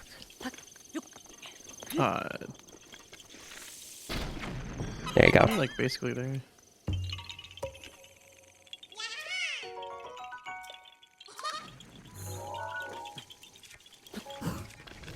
Ooh, that's another thing is making sure both your bombs are detonated, because I mean bombs, they disappear after a certain distance, but it's kind of hard to know unless you're really paying attention, especially like if you go to do a wind bomb. Like, hold on, where am I going? Here. If you go to do a wind bomb and your circle isn't detonated, obviously you don't place the first one and you're just stuck in bullet time. If your square isn't detonated, then you place the square and you swap to the square, and like either you blow it up or you like notice, because like in the rune menu they're flashing, so like sometimes I'll notice, but not really. I don't really pay attention. A lot of this game is just super autopilot at this point. That's also another thing that I think about a lot is like newer runners, they're really attentive because like they don't know the route, they have to pay attention and everything, and like I guess in a way it can be easy to miss something like that if you're focusing too hard or don't know what you're doing. But then like as a top runner, since I'm top runner in quotes, since I'm like, yeah, we'll put it that way. Since I'm like autopiloting a lot, it's still easy to miss things just because like I'm not hard focusing on the route or anything. I'm just sort of trusting myself. 100% is like all the percents? I think so. There might be an extra one somewhere that I don't know about. I hope not. I think if we aren't counting category extensions, because there's some category extensions that you don't do 100% that aren't just, Oh, like what? yourself. Well, yeah, I was Like about all to say. mini games.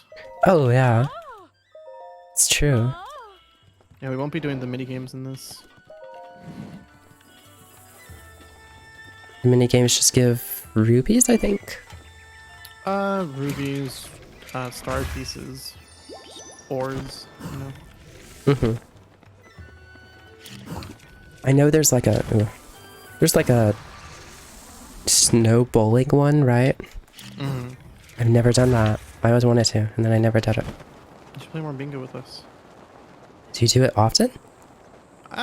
It's on the board. Can I do gold for you? You mean golf?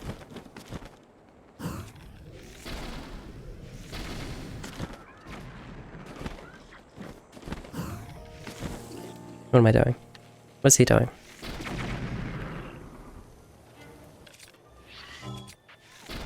Oh, that's really bad. I don't have ancient arrows. How? Is it because you didn't have the torch?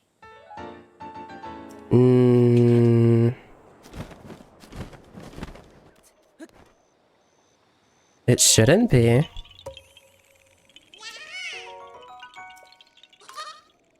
I mean, how bad is that? It'll just make one cycling the dudes harder, but you have bomb arrows, so I think you'll just have to 2-cycle each of the bosses, but other Yeah. than that, I mean, you're fine. I Yeah, think it's just slower. It's like not that much slower. I wonder how that I happened. want to say because you only had 2 weapons in your inventory, so when you Right. swap them, Maybe. doesn't your axe get duped onto the weapons, or doesn't the axe like get duped onto your Must have missed an arrows? clip. Maybe. I wonder if I'm missing anything else. I should really check.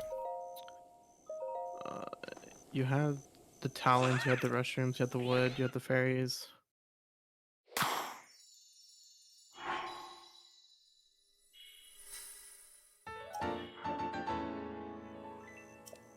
Because that gets duped on the second time around, right? I don't know.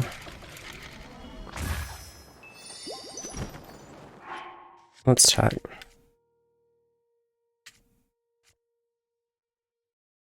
Looks good to me.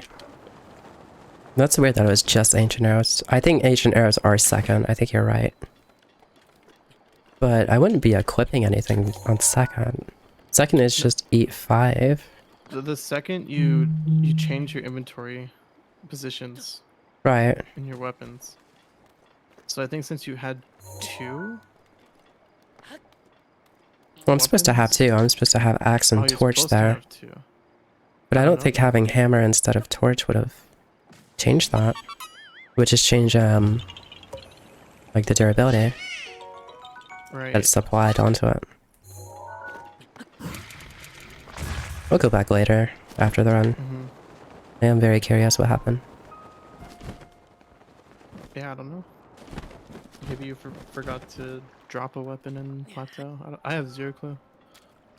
I'm not sure. It'll be fine. Yeah. It's Thank just, you, that's probably the least important thing. yeah. The most important is getting all the items so we don't have to farm. I need to remember to pick up a horn as well because my PvE does not realize that you only get 8 horns from IST. And am I going to I'll remind you. SOR? Yeah, you're going to SR now. Second dupe is equipped second slot. Let me check my notes. Equip both 3, eat 6, eat 5, shoot. Yeah. It's have axe equipped. Oh. It might have been whenever I sorted. I don't know which order they sort, but if hammer was in the second slot, because axe needs to be in second and I had axe equipped. But if it's sorted in the wrong order, yeah, that would mess it up.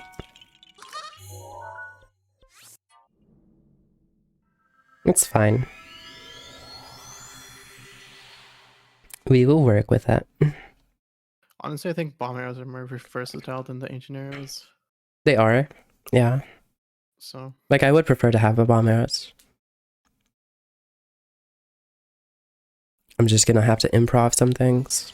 Because I don't remember one cycling without ancient arrows all that well. I can grab an old document.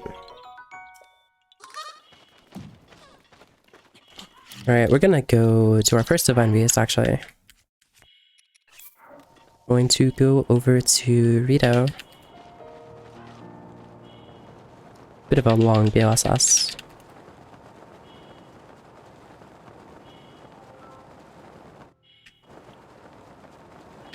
I've also noticed that over this like canyon, I always speed cap really easily. And I don't know what it is. It feels like it should be placebo, but yeah, it is placebo. yeah, well, it definitely is because like speed cap is a definite thing. I mean, do you look out for the visual cues or not really? Do you just feel it out? I feel it out. Okay. I never understood the visual cues. Something about the trail or the map? One of the two. I use the trail personally. Hmm.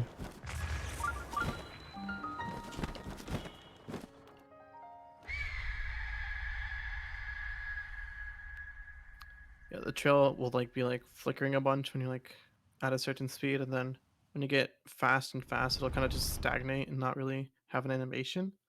Right. I And then see. I see that, and then I know I'm close to speed cap, because then there's another animation where it flickers fast again, and then you're basically at speed cap at that point. Mm-hmm. You don't want to flick anymore. I see. I kind of just coast along the stagnant The stagnant, animation. yeah. Keeps it safe. Mm-hmm. And really the difference between that and close to speed cap is like not that much. Mm-hmm.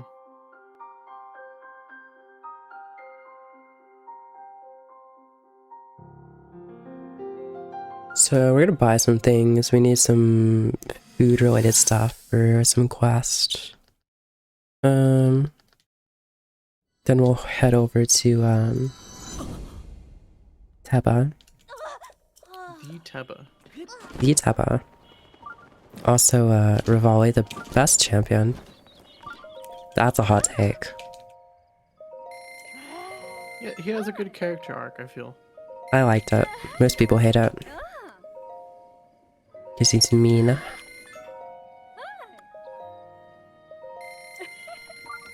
I also dislike this lady. She gets like really mad when we buy a certain thing from her. She's like, huh? Why are you mad that I'm buying? That's just... Why did I look that way?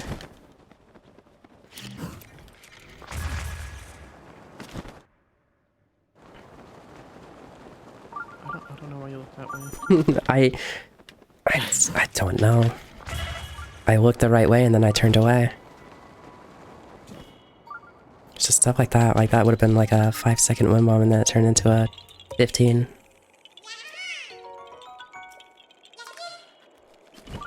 It all adds up.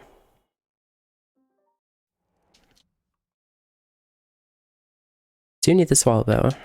I always forget if I need it or not.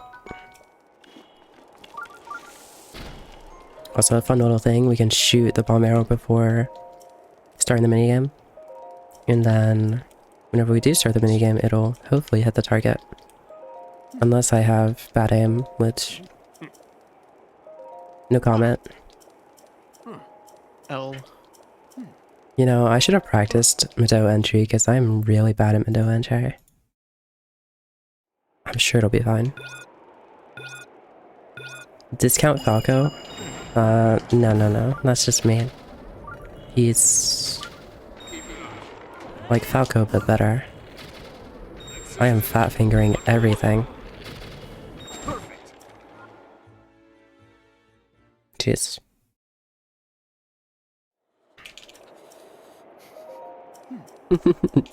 Don't laugh at the swing.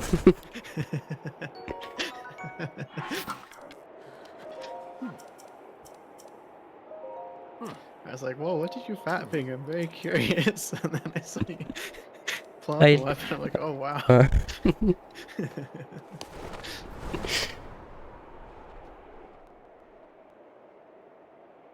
I hold my controller in such a different way compared to other runners. Like, most people claw, right? But I like, whenever I'm whistle sprinting, I put my ring finger on B and then my index finger on D-pad down.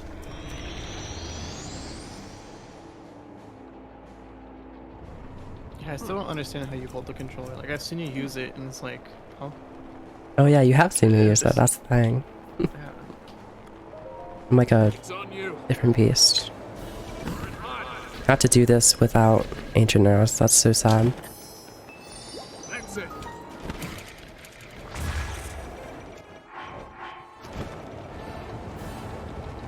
Well, I got the super, so turn that bad wind bomb into a less bad, I guess. Oh, we didn't explain supers.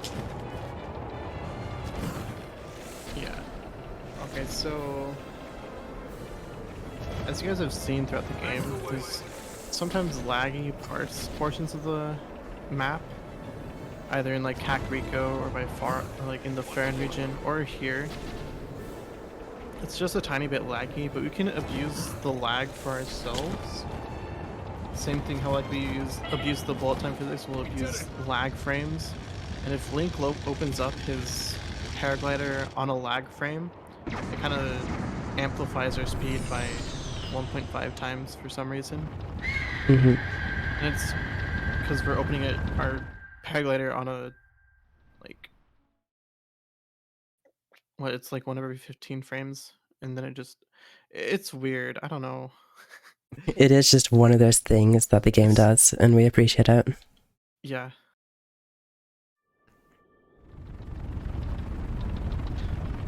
Yeah. In essence, if you press X when the game's lagging at the perfect time, we go fast. Yeah, it's 1 frame trick out of a pause. It's entirely optional, usually. It does save quite a bit of time in some wind bombs. Mm-hmm. If so,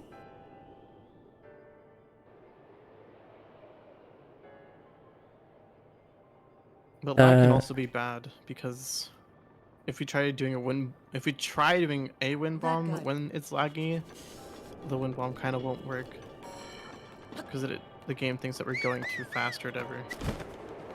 Yeah, common theme. Game tries to stop us going fast, we push it to its boundaries anyway.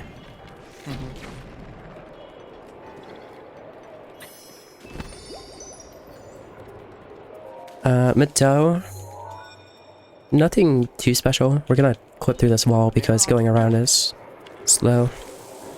I want to kill this guy because I don't like him messing with my ESC. Oh yeah, ESC.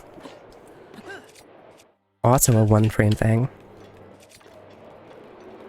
ESC is another form of our shield clipping where we just equip our shield on a specific frame in Link's animation, and then the shield will be on the other side of the wall.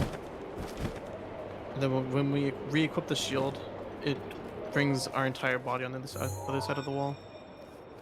And that's used for walls that are like thicker, just very slightly thicker.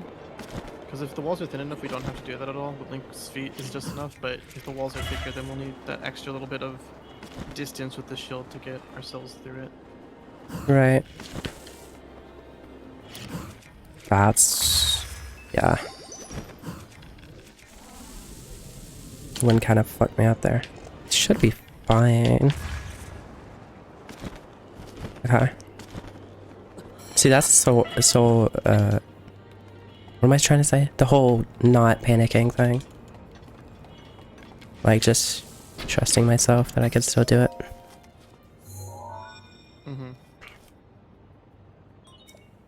And that's the nice thing about this game is that we just have so much versatility in our movement abilities that we can basically back ourselves up at any point. And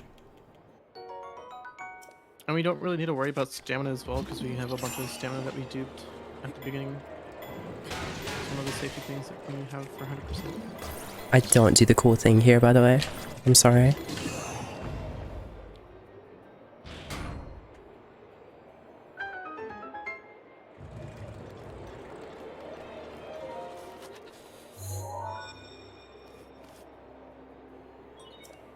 There's like a cool thing where you can... I don't remember how it works, but you somehow line it up so the thing, like, the door closes and like pushes the thing really fast. Oh, because you shoot it with bomb arrows. You don't even use stasis, right? No, you still stasis the thing, but you don't mag... What am I saying? aim is dead on. Watch yourself. Oh yeah, you don't mag the thing over, you shoot a bomb arrow at the magnesis spinning thing. So then the bomb arrow spins it open for like a very short amount of time.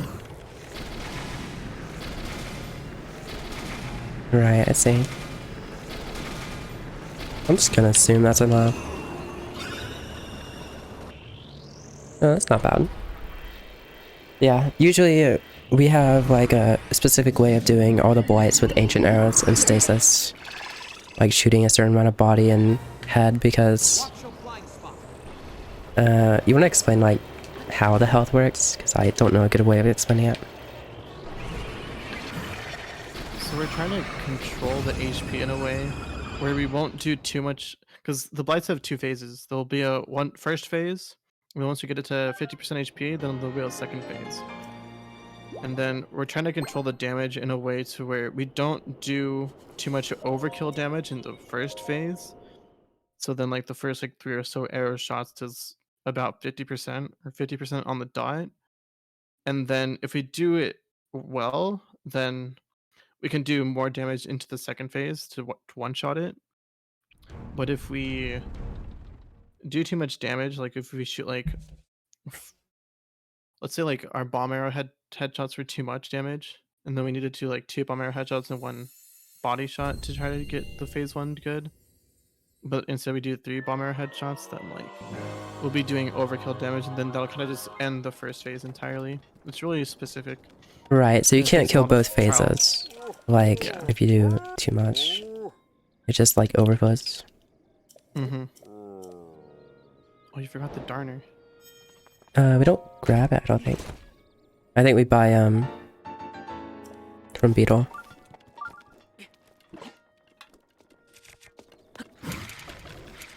Can you buy a Darner from Beetle? You can. Huh. We buy a butterfly for the elixir, and then Mm-hmm. a Darner somewhere else.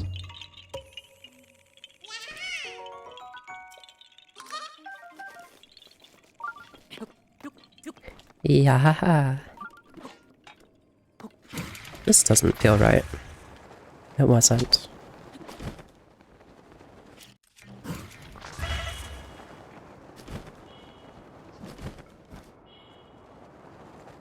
Yeah, I mean, I'm not worried about a cold Darner. Yeah. I think it's like just an optional thing there. It's like if it's there, you get it. At least in my mind, like Mhm. Darner. And then I just forget about it. Oh, I think about rocks or Koroks and rocks in general is we actually used it earlier, but golden gauntlets. I believe it's something to do with like animation canceling, right? Yeah. So what are we canceling again? We're canceling the animation. No, of no, no. picking- We're making the game think that we're picking up a bomb instead of Alright. like whatever object. So like for my inputs there, I'm pressing A and then scope and bomb. Some people use Right. whistle instead of scope, but both work. Oh, you can And- use whistle. I forgot. Oh Yeah. my god. Yeah, I kind of like that, but I learned it was scope and I never changed. It's the same thing. It doesn't matter. But yeah, basically what Golden Gauntlets does, since it thinks we're holding a bomb, we walk faster and we throw farther as well. It's just convenient. It's not an important thing. Just nice for some Koroks. Mm-hmm.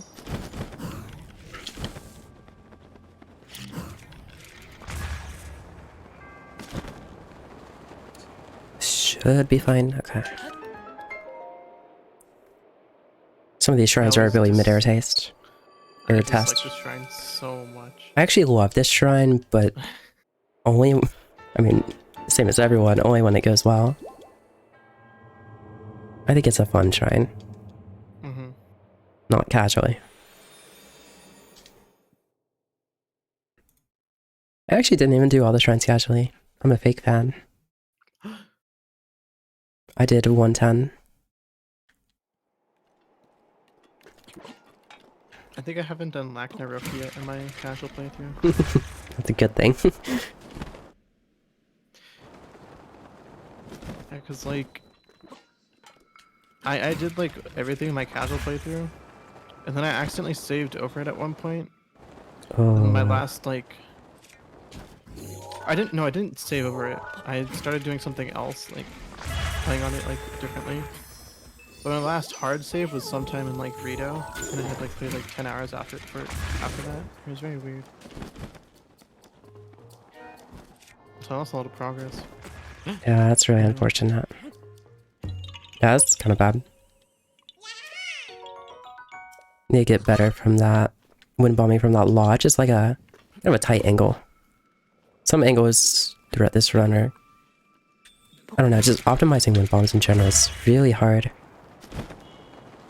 It's definitely like the bulk of time save is consistency and not failing them, and then just doing them well.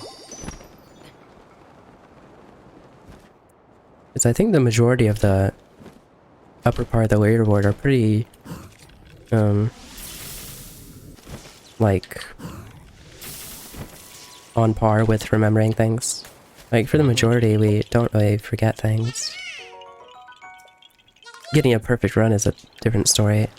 I think I've only gotten, like, a perfect no-forget run in, like twice. It's hard. But it feels really good as well. It is hard. Also, like the things that you like quote unquote forget, like some of the things it's not really your fault, like if the location doesn't load or whatever. Yeah, that too.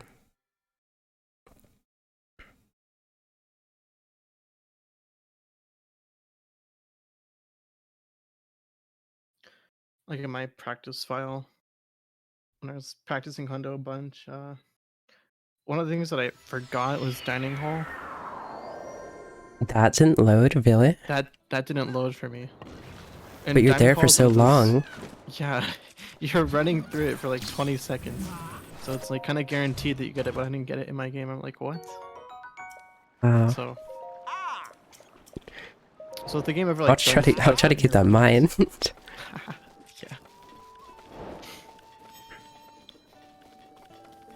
Yeah. I guess we didn't go over like how many quests and stuff there are. There's 77 quests and wait, I can do this. 77 side quests. I don't know the count of shrine quests. 42. 42. You think? I trust you. It's 40, 42, or 44, but I'm saying 42. Right. Thank you, Tao. Hope you're doing well. And there's 15 main quests. Isn't there 16? Is there 16? But you only do 15. Wait. Oh. 14, 42. Okay, I got the 40. Well, okay, 14, and then you're right, 15 for Ganon. Or including Ganon. Yeah, I know this game. I don't promise that, actually. There's a lot of information overload in my head right now. It's okay.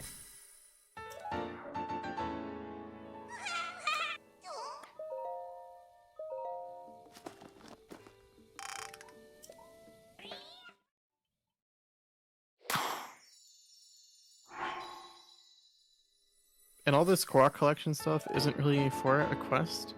It's for a permanent item. The golden poop.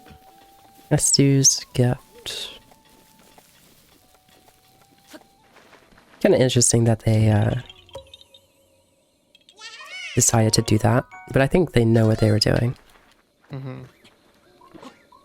They thought they were funny.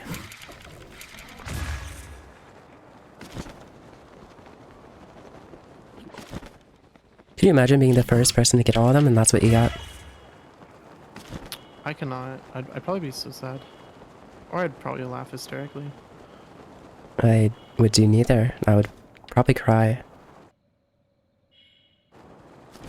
But yeah, I can never imagine doing all this casually. Like speedrunning and... Where's the bow? Speedrunning in this game is like... Or speedrunning 100% I think is a lot less impressive than doing it casually. Just because like we have the route, we know where everything else. It's impressive in a different way, I guess. People are always like, how do you remember everything? And I feel like that's the most impressive part. It's going with the flow and Yeah. kind of just filling out where things are. Where did I just... Oh wait, this way.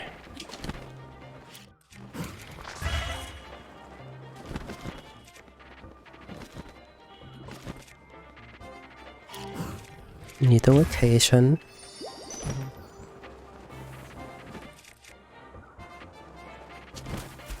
Yeah, I usually, whenever I'm doing like runs in my own time, on my own stream, I actually usually don't keep the route open because it's a distraction for me.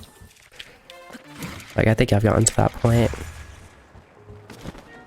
I'm keeping it open now, just I haven't done a full run of this in a good amount of time. And also, I just want to, I don't have splits either, so I can't verify Korok count unless I look at the route. Because, oh, that's one thing is, missing a Korok, we usually can pinpoint it pretty well because each shrine we get a loading screen, and in the loading screen we have Korok count. And we have like notes on how many Koroks we have up to this point. 25. That is good.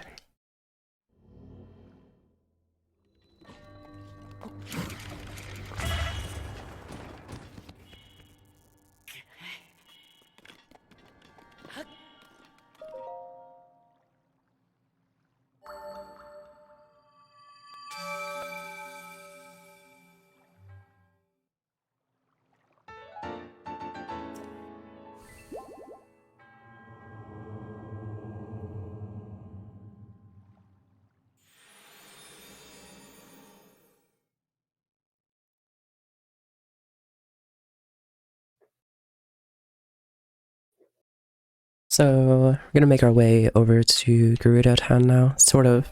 We're slowly going that direction after this warp.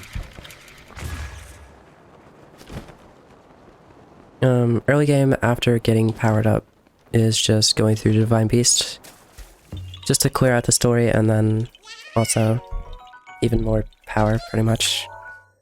So we can really leave all the quest and shrine and Korok collection. Just like on its own.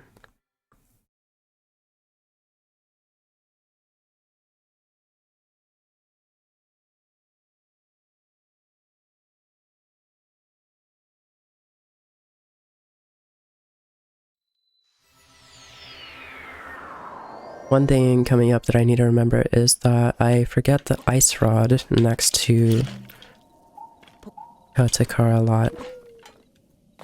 Not super bad by any means, but I would like to remember it.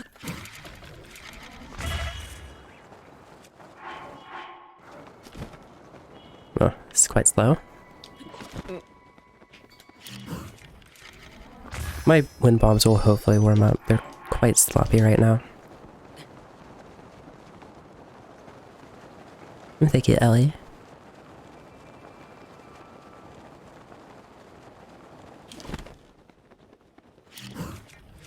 On the bright side, I have the height, because this Korok is a little high up. I always get lost trying to find this Korok.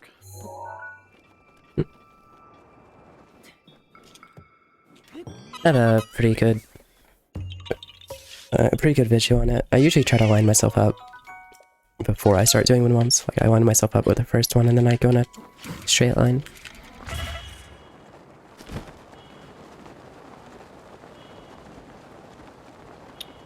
Whenever there's a snow involved, my brain just kind of goes blank. I'm like, huh. That's fair.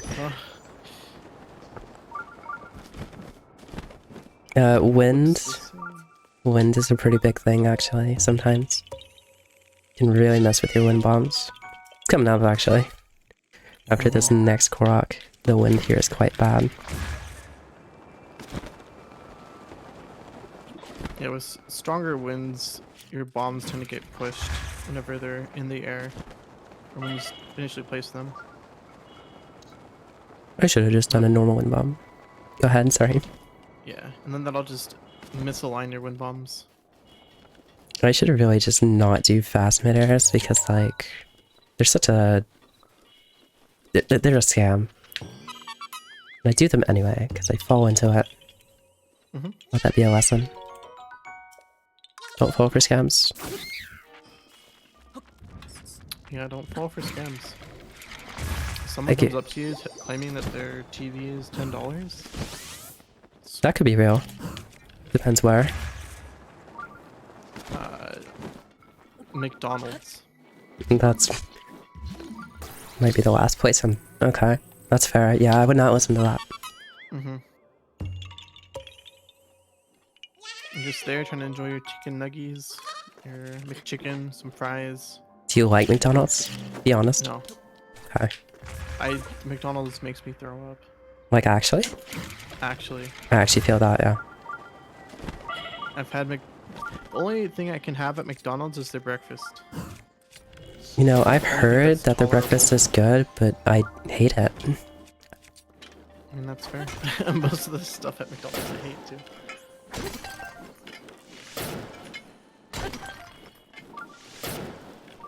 What's like your go-to fast food then? You live West Coast, so you have more options than I do. Yeah, In-N-Out or Cane's. Yep. I'm jealous. And then Chipotle.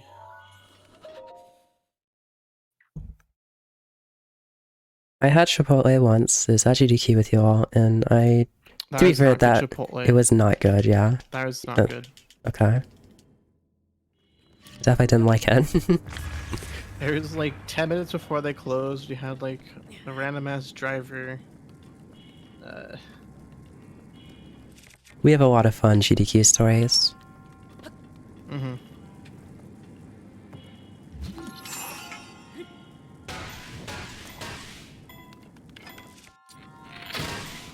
This is a fun strat, and I would say glitchless if I could get on it.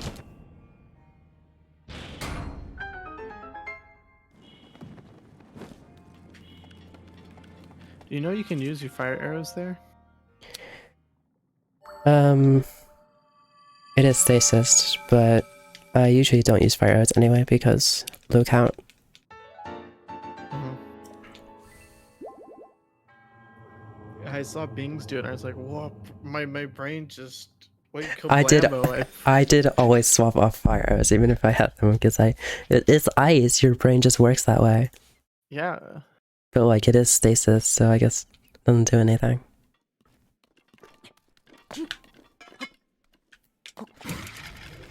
What's your top fast food places then?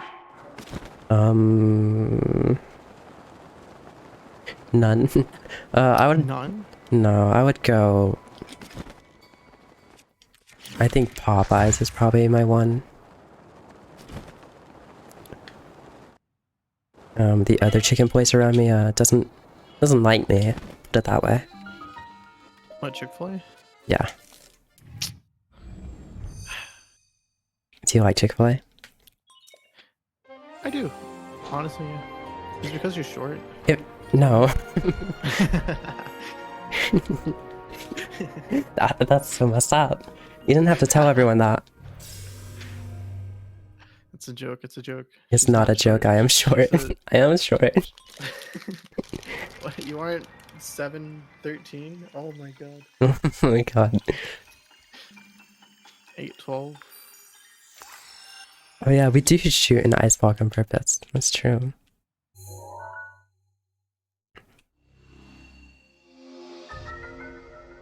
But yeah, I would say like Chick-fil-A, not Chick-fil-A. No, you got it in my head. Popeyes and I mean Five Guys is good, but for its price it's not worth it. Usually I don't really actually order food. Which is a good thing. Yeah. I'll get fast food like maybe once every 2 weeks now. Yeah, that's good. Fit into a pocket short and now I'm 5'4". Go ahead. Although this holiday season has been I've been eating junk food. Well, I mean, treat yourself, I guess. You only live once. It's true. I wish I could fit in a carry bag or a handbag. That'd be Probably fit cool. in a suitcase. I could. I weigh so little. I checked what was it? It was like last week, I think. Oh, that's another story actually. But I don't know if that's appropriate.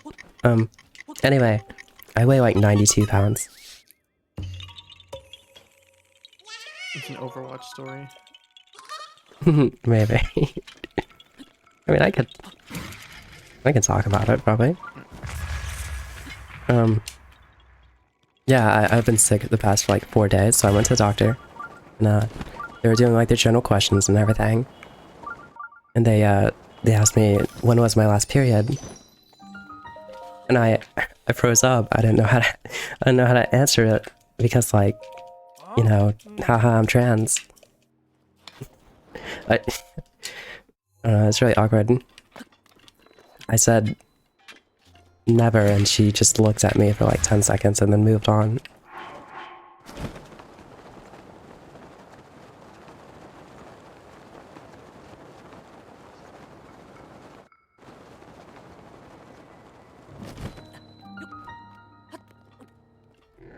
I wonder what was going through that doctor's brain. Oh god, don't even get me started whenever she tried looking at my medicine. That took 20 minutes as well. Oh no. Oh my god. I always want a muscle memory. There's a memory right here. There's like 12 memories that you have to collect throughout Yeah. the run. And we come back here later. Like every single place we go to, like every like little town or something, we always go to twice just because of the nature of 100%. And I always forget the memory here because I assume I got it earlier. Yeah, I know exactly what you mean. I don't know why I do that. Because we used to go straight to it in like AM gears, so I kind of have it in the back of my head, but as a trans person, that's a nice affirmation. That's true. Better to ask than not at all, yeah. You're right. I guess it's just something I'm not used to.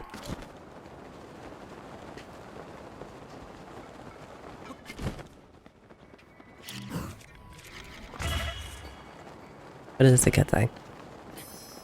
That was not great, but we're getting there.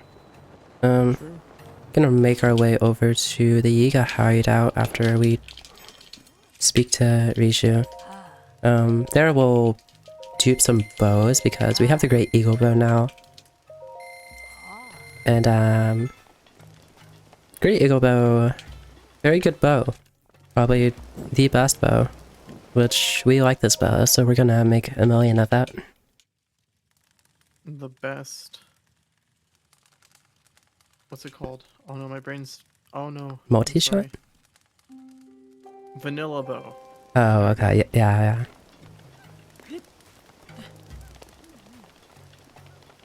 Some people like,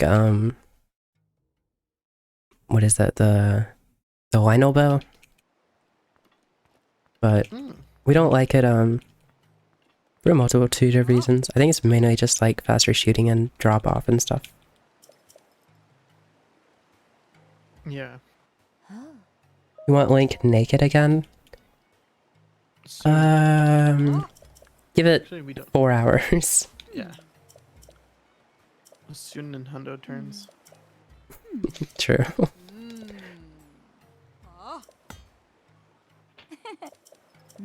When you get to wearing your dream outfit for yourself, that's so valid.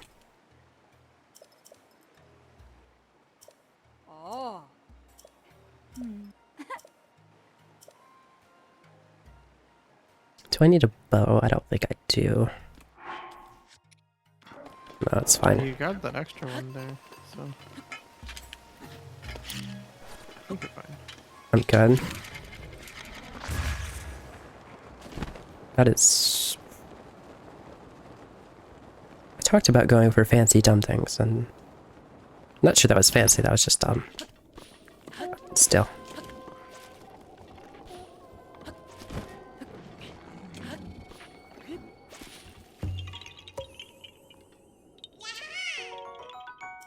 We're just collecting some more Koroks before we teleport over to the Yiga thing. Yeah.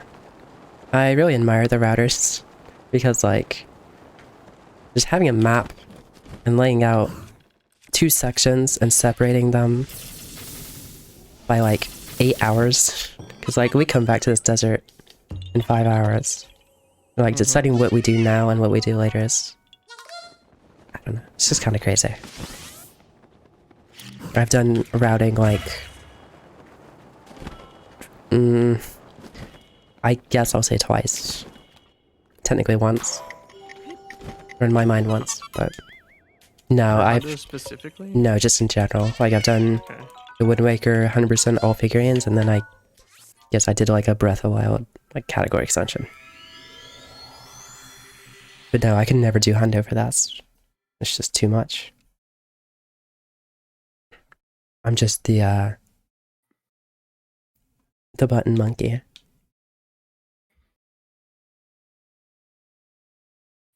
As we all are. Just little button monkeys.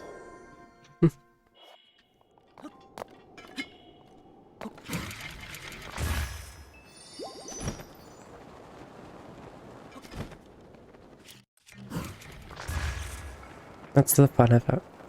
That's actually not too bad.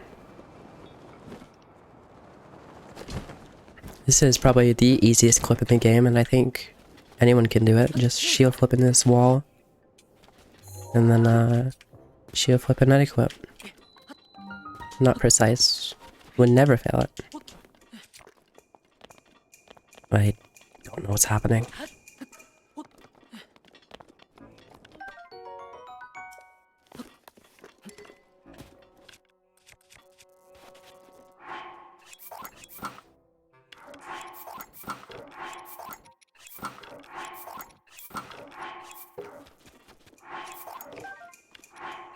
Alright. Duplicating Great Eagle Bows.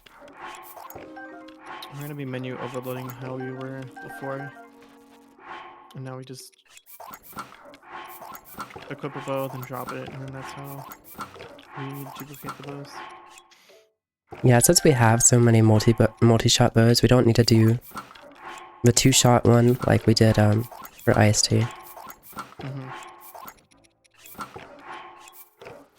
I need to not dupe over my duplex, because we need that for the Divine Beast.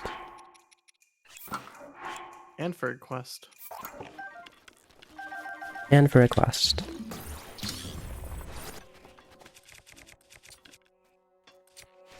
I don't have ancient arrows.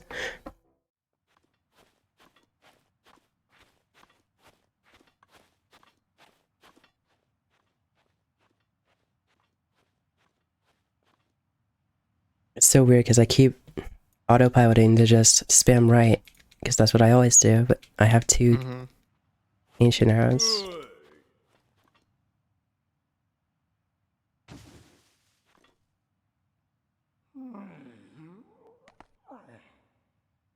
Koga,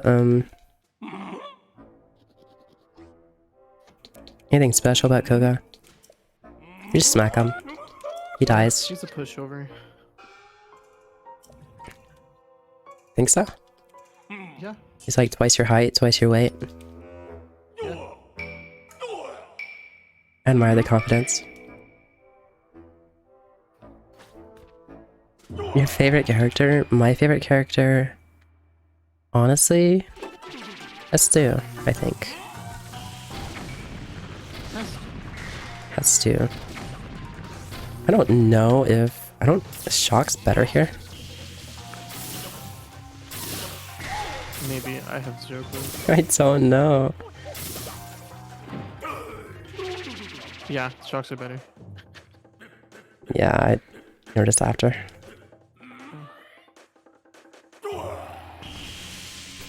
It's so silly.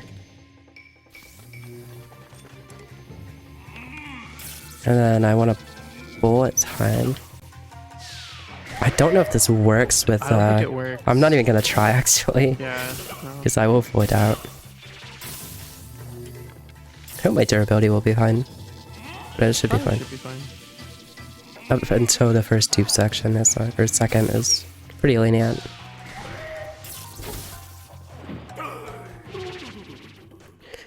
Also, I don't know if you've tried the like one cycle for the third phase, but controlling the ball is so weird. I don't get it at all. Like on the floor. But I don't know. I just kind of moved the ball along the floor and then pressed B, and that kind of works. It feels like so heavy and weird to me. I don't know. I should just mess with it more. Mm-hmm. I mean, you cleared Ragdoll? I will after. Okay. I should have during that, but yeah. Would you step on a sphere for $3 million? Yes, with a OP slipper. You didn't say, or just nothing, I guess. You never said how hard. I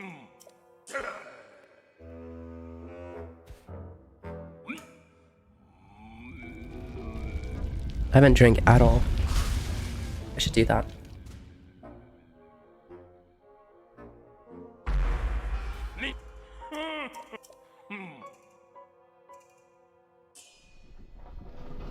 I'm quite bad at remembering in general, just like... It doesn't sound really bad, but just like... Take care of myself, I guess. Really bad at drinking. We're all doing our best. Yeah.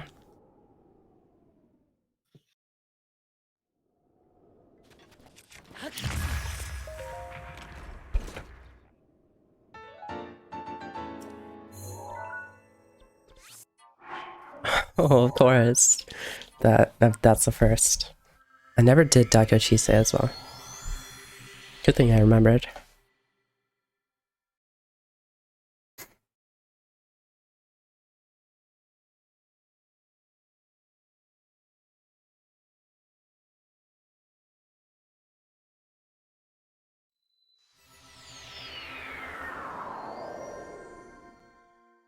Are you doing any New Year's Eve plans?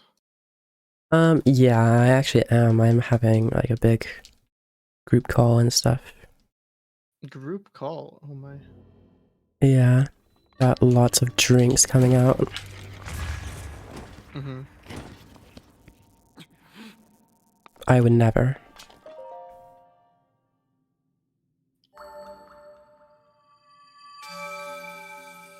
But yeah, that should be fun. Hanging out with people I haven't talked to in quite a while, so. That's fun. What about you? I have a Secret Santa to attend. Oh, Yeah. that sounds quite fun. Friend gathering. Are those usually done after Christmas? I've never been to one. I guess people just do them throughout the December. Yeah. We just kind of scheduled it whenever people were home. It's fair, yeah. And it just so happened that everyone was free on New Year's Eve, so we're like, sure. Yeah, neat. Are you... Oh, this is a little more personal, actually. Should I ask it? Mm-hmm. You kissing anyone for New Year's? Maybe. Oh. We'll see. We'll see. Are you? You always got your hand. Yeah. Mm, I can kiss the back of my hand. I don't think I am. Mm-hmm.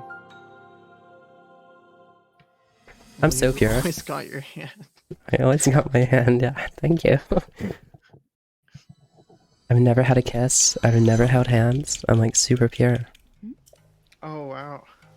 Yeah. Next year, though. Mm-hmm. That's my New Year's resolution.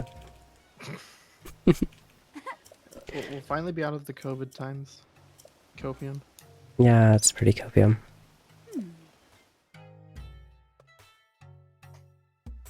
Alright.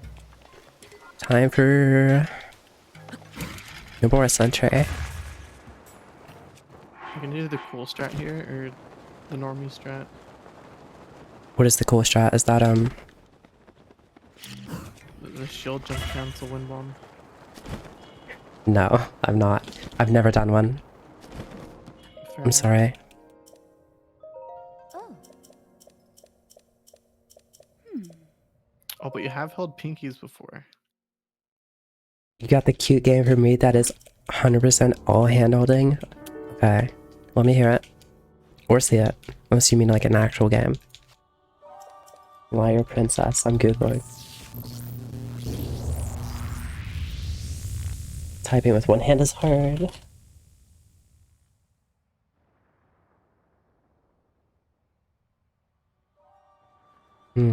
Alright, I'll save this for after stream. Or after the run. Although I don't know how much time I'll really have between this and the next run. Because my other run's in the 29th. So I think I'll just have sleep and then do that. This run's gonna end at... Let's see. Close in. Are you hurt? I pressed B because I was not paying attention.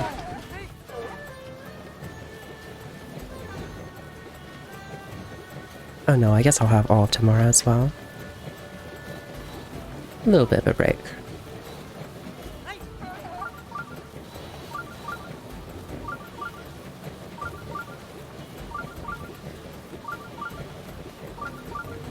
Yeah, so we're gonna go over here to start a quest, and then we'll do the actual entry. I did nothing to that seal. No one saw anything.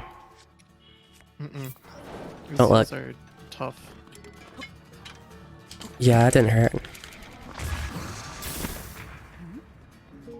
Oh, I It's was... like when your dog runs into a wall, you know, when they're playing, and then they just turn back around and still keep on playing. Same thing. You think so? Yeah. I trust you. Do you think dogs actually like mind that, or they're just walk it off? My dog would always just run into a wall, then walk it off. That's really funny. I wish I could see what's going on, but I really... Oh, okay.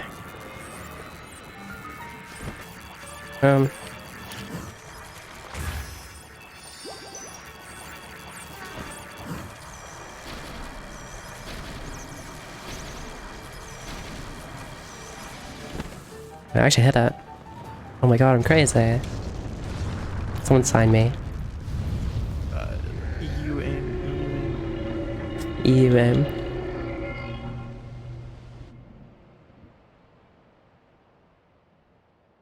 That's good. Well, the wind bombs weren't, but...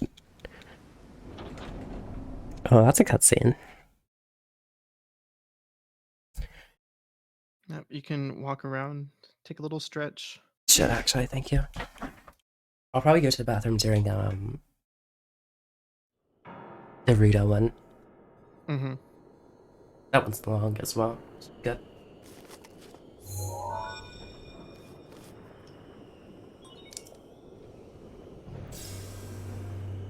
This is probably everyone's most hated Divine Beast. I think both casually and speedrun wise, because even in a speedrun, its wind bombs are really annoying.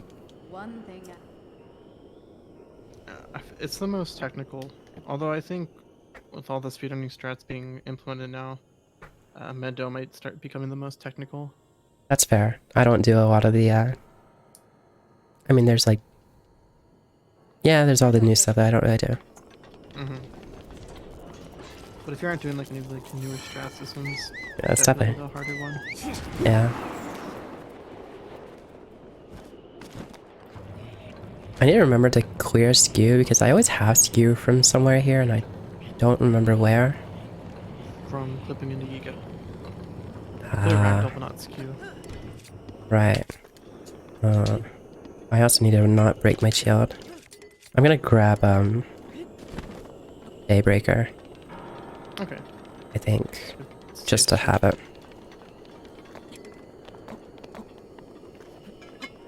What am I doing?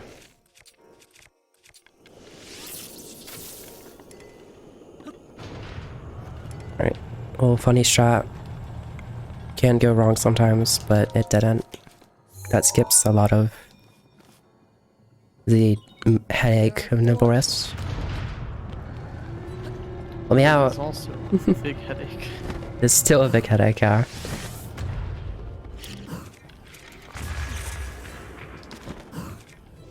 I had Ragdoll How?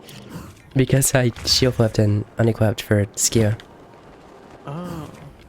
I completely forgot. Firefights. Yeah, I'm a gamer, so it's all good. Why didn't I just go down?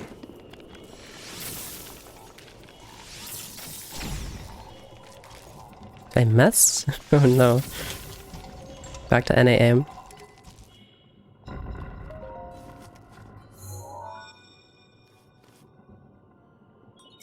There are NAM. Shut up. I'm gonna take the picture here, even though I usually don't. But I'm doing so because my brain thought of it. We need 3 guardian pictures. We need a skywatcher, a scout, and there are 2. a stalker. Yeah. All for a shrine quest. Shokatatone. And it doesn't matter which scout you get, because there's different tiers of scouts, so just any scout is fine. Mm-hmm. Just one.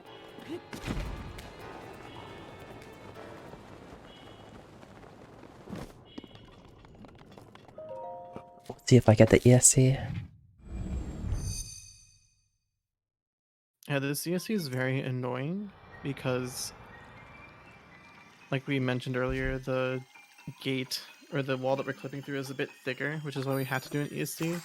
But this gate specifically is a bit thicker, a little bit lower, so you have to like try to get a max height shield jump into like an ESC, which isn't too bad to do, but it's still rather annoying. You just have to be a little bit more precise with your jump. The terminals take Nobor. You're ready. What am I doing? Okay.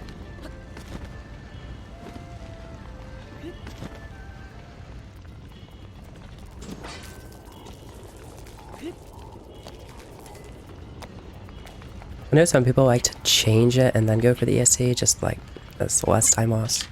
I should grab the thing before ESC. I'm just gonna keep it still because I'm gonna get it, so it doesn't matter. Mm-hmm.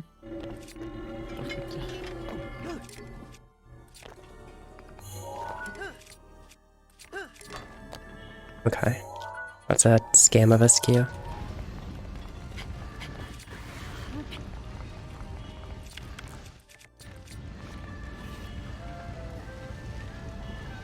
L. Thanks.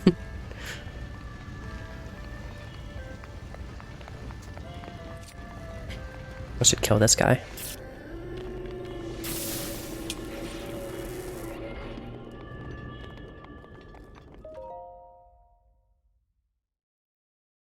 I need stasis, my good friend. This thing is fast.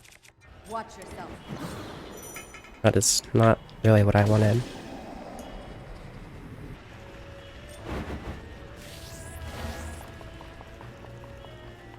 I've never flurry rushed there, and I don't know how I did it.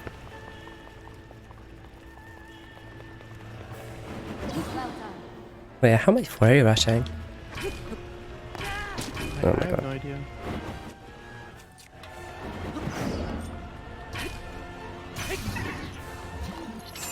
I've never had that before. That's weird.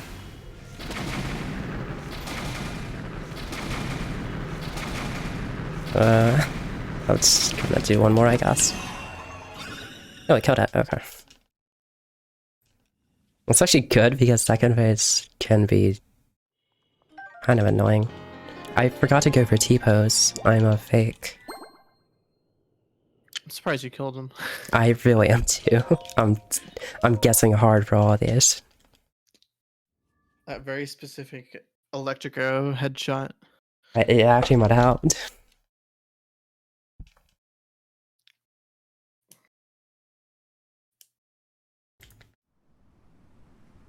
Alright. We're gonna do some, just questing around, Gerudo Town. We come back here later. There's a lot of quests here, and also just some things we can't do right now. And you need to do all the quests for another quest of getting Thunder Helm anyway.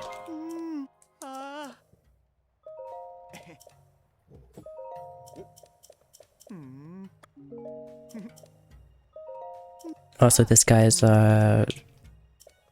quite weird. I don't like him. I don't like him either.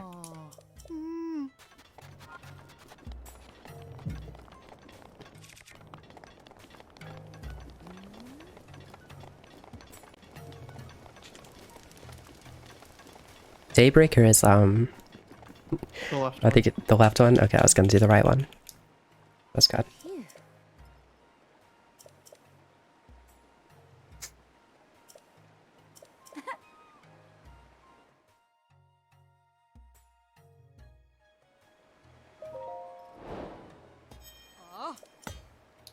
Sad. But a nice thing about Urbosa is that it helps us kill Taluses a lot Mhm. faster.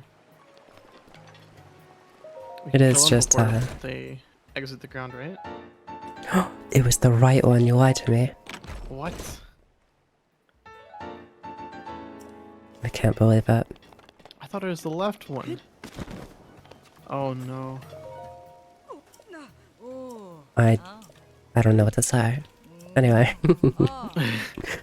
I feel heartbroken. you're telling me. But yeah,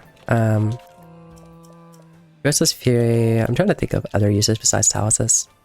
It is good for mini bosses, it's just an extra thing to kill. Save some durability and stuff. It's a little faster sometimes. Enemy camps, well, we only do 2, I think, but it helps for those too. We don't really use it for Stalnoxes anymore. No, because of a new thing. We'll get to that. Yeah, in 100% we have to kill all of the mini bosses. So like all the Taluses, Hinoxes, Stalnoxes, and Moldugas. And that is for the Kilton medals. And those are part of the permanent objects. Part of And that's probably the scariest, because there's no good way of like seeing which one you missed or keeping track. Unless you obviously notice in the moment, but then you wouldn't have missed it in the first place. Yeah. There's like 40 Hinoxes and I don't know how many Stalnox or 40 Hinoxes, Stalnoxes, and then 40 Taluses. I don't know the I think there's 5 Moldugas. 4? there's we should know this. There's 4. But between Hinoxes and Stalnoxes, I don't know like how they're divided. I don't think it's 2020. No, it's probably like 3010. Maybe, yeah. That sounds right.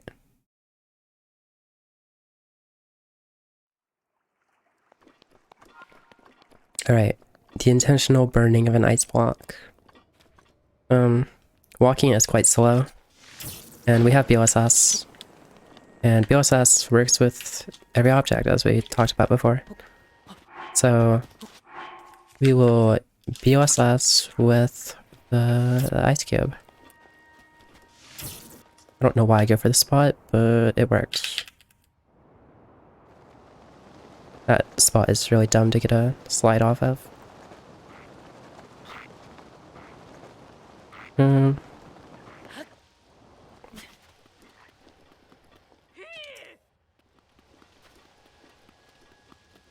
Ooh, I forgot the strat for the shrine and...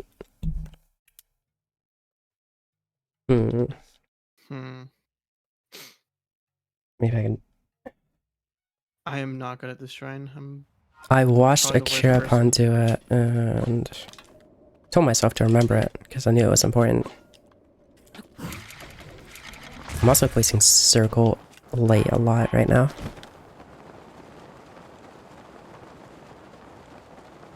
I'll figure it out. I'm sure it'll be fine. What's the worst that could go wrong? Okay, that's the one thing.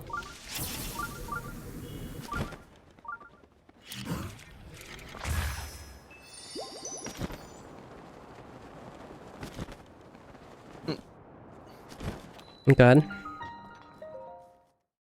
Hello, Kyle. Thank you for the well wishes.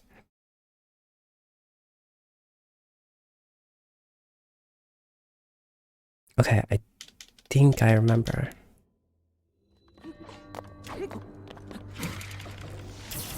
Yeah, I'm not good with this shrine, like I said. So A little more delay would have worked. I think it's wait till half and then do it. Why am I here?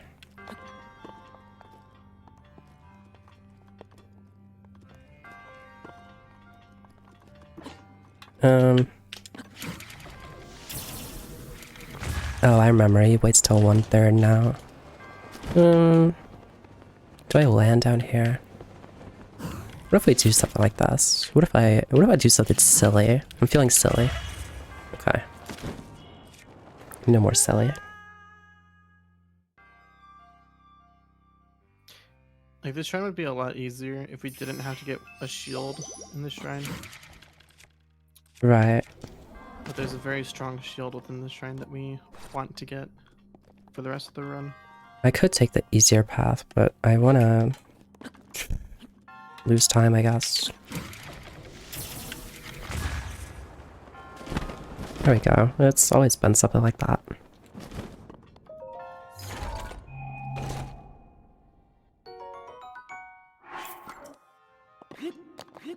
I thought this shield... Wait, no. That's a sand seal one that has the modifier on it. Never mind. Wait, that's a little silly.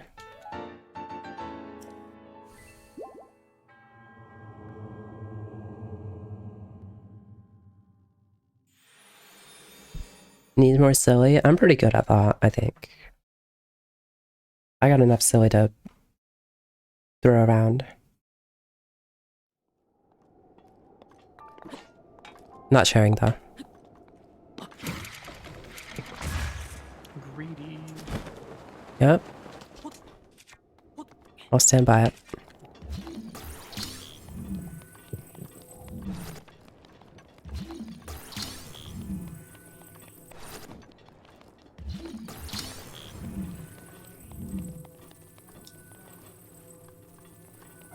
Block puzzle is probably the most annoying Korok. Actually, I'm not sure. Hard to say. It depends on the block puzzles. Some of them are like easier to just slip in, and others are very finicky. I mean, the two worst Koroks in the game, I haven't talked about this yet. There's a boulder, well, in my opinion, there's a boulder golf in Akala, and then there's a block puzzle in Gerudo Desert. Those are the two worst ones. I'm not supposed to get them now, this Korok now, but I guess I'm doing it now. I did the exact same thing recently. I just must remember got this Korok. Yeah, it's like I'm high up and I... Yeah, just that. Oh my god, I can't talk to... That was funny and silly. Couldn't talk to Beetle because the rock dropped and scared him.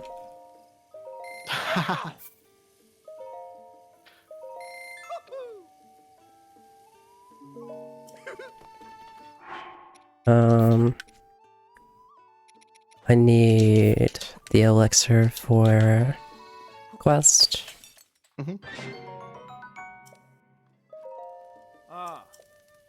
One good thing about iced tea is that this guy over here wants 55 mushrooms, and getting them is a rounding process for sure in itself, but you don't have to worry about it. A lot of this route is so much more straightforward now and just play the game instead of thinking about these things. Yeah. There's a lot of micromanaging stuff that you had to do Right. before this route.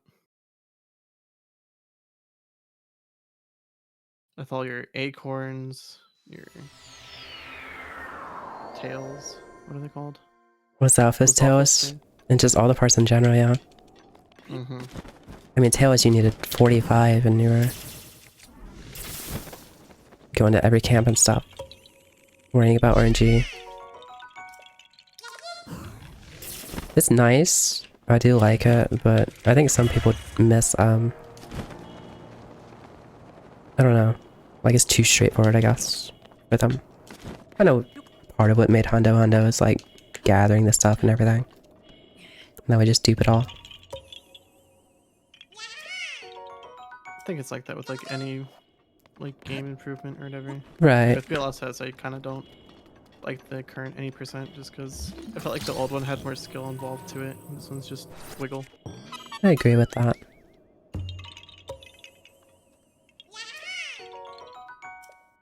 And I think the RNG in the BTB route was actually fine. Made it a lot more, I guess, hype to get past, like, Magnesis for top runners. I think it was cool. I wish someone would continue running that route, but It's just not fast. yeah. I understand. People want to run the fastest thing. Like I was so proud of my like sub 26, and then now like with this current route, like I don't know, I don't feel proud of it at all. I'm like 50 seconds ahead of my super proud run. It's like, Yeah. I'm still so happy about that run, even if it's like super slow. Oh, it wasn't slow at the time, and that's what matters. True.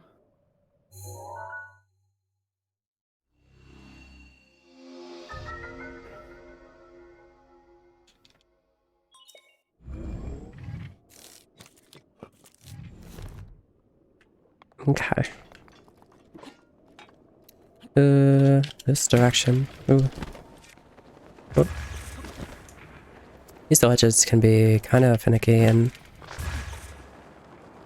I don't know, I'm just not really getting bullet time. Why I'm struggling to get bullet time right now. I think I should start swinging. Because with swinging, you can, like, buffer a jump. Mm-hmm. Just to help me out a little. I almost fell.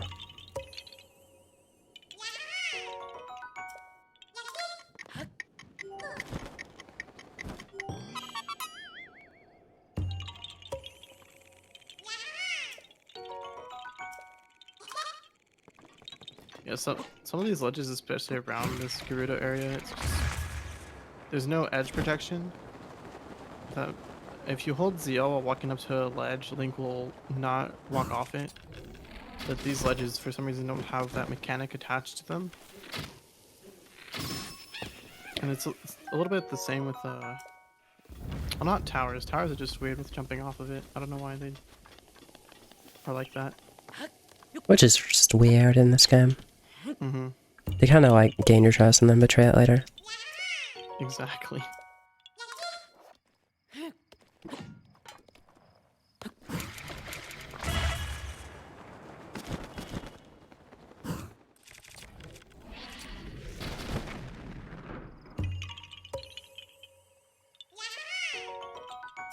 They're starting to get annoyed. Or souls. I don't have ancient arrows for this guy. I mean, you have two. Oh yeah. How long do the seeds take alone? Well, I mean, there's the all Koroks category, but that's not just seeds, right? It's... I know the animation of getting a Korok is like... That's like a few hours for all of them, right? Mm-hmm.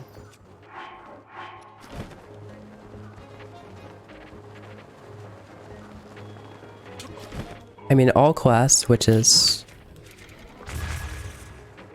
It's kinda close. Some other things that are left out of that, aside from Koroks, but that's like 9 hours. Mm-hmm. Yeah. There's no armor in all quests through the Kilta medals, I'm pretty sure. Mm-hmm. Or is there? No, I don't think there is. There shouldn't be.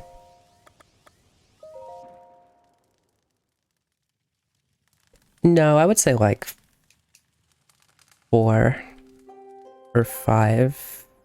to go out of our way for them. Kind of hard to put a number on it. Probably see more.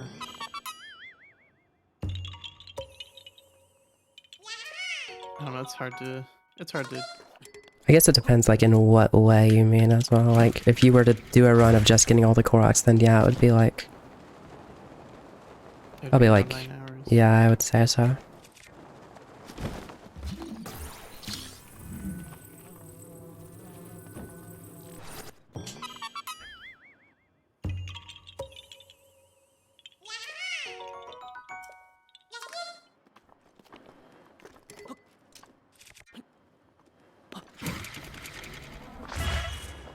That was a good wind bomb. Wow, that's really fast. Do that more often. Just do that for the rest of the wind bombs for the rest of the run. And then I'll pop a PB, yeah.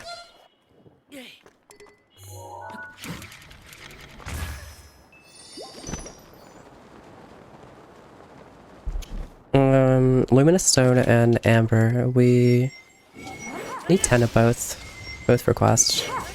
So that's the only reason I'm gonna stick around for this Talus to die. Amber we need by the time we do and finish Redania, because after that we don't really come back. And there have definitely been times where I've been there and only had 9 Amber.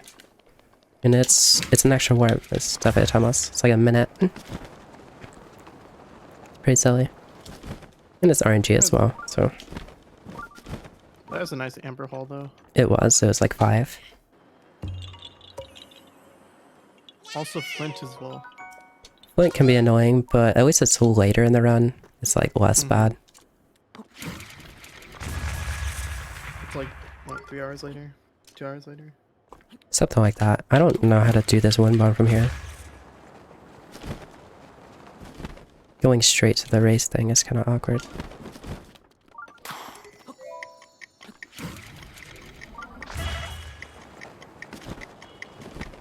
Seems kind of boring to just farm seeds. The people who run Hundo, we enjoy it. As I mentioned earlier, it's relaxing and kind of just feels good. I don't really know how to say it. Just feels nice to be able to do it. And it goes by quite fast for me, personally.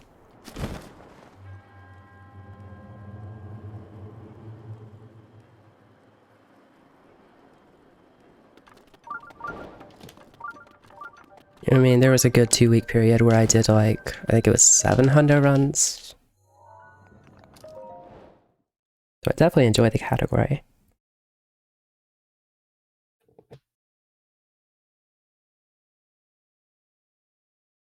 $49? Oh, I got an extra Korok somewhere now. Okay, I remember.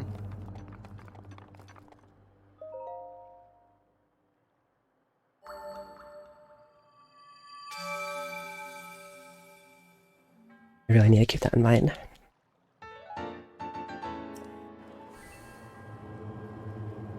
And fun is all that matters? True. I guess you could write it down that you have it if you have a I probably pen should. and paper.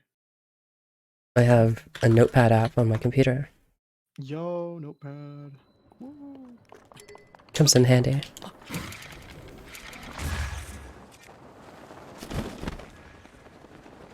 Should I do randos for this game? No. I don't find rando that interesting.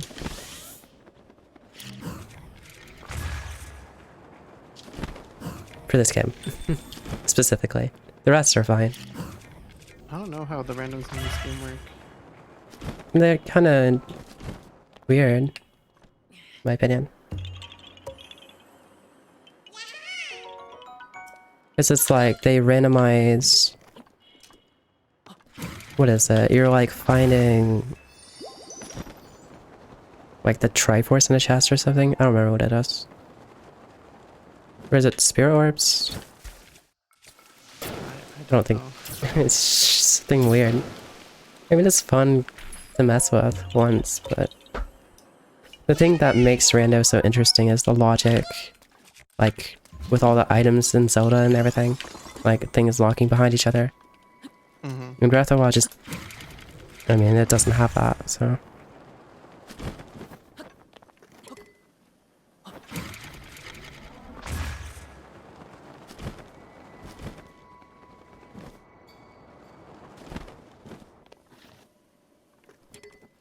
I'm sorry, Paige. You'll get used to it.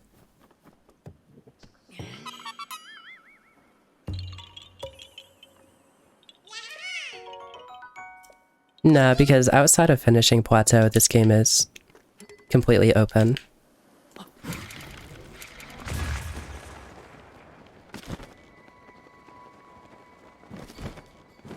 And you can't lock runes like behind our shrines or anything because they allow you to do literally everything. So I guess technically not true because Nukie made a video of doing all shrines of runeless, but we won't talk about that. That took me like 24 plus No, hours, and that right? took, yeah. Too long.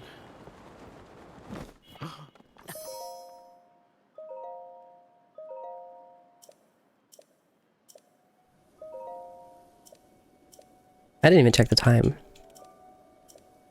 Should be. time's very good. Is it? Oh, it is.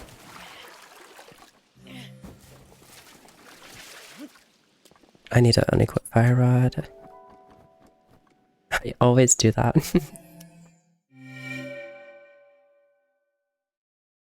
What is that? It's the lift rock. I'm just gonna put Gerudo Gateway because I don't know the shrine next to it, the name. They've been trying to figure out how to do all dungeons runeless, and I think it's impossible currently. Is it because of, It's Ruda. Ruda? Yeah. Ruda requires the Cryonis rune in order to stop the flow of water, and there's no current way to do that without the Cryonis rune. What about the one surrounded by fire that you need mag for? I guess, can you push that with like... Upgraded armor, just to walk through the fire. Oh, didn't even know about that.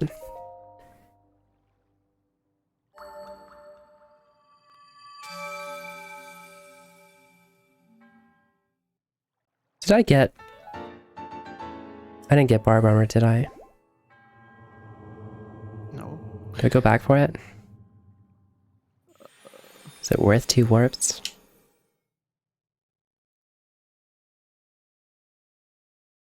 Yeah, you don't have ancient arrows. It'll be too much Yeah. on your bows, I think. Is it No even... ancient arrows and a 1.3x. I don't know if it's a warp or... Well, I'm being bad, so... Maybe it is just a warp. Alright, let's warp.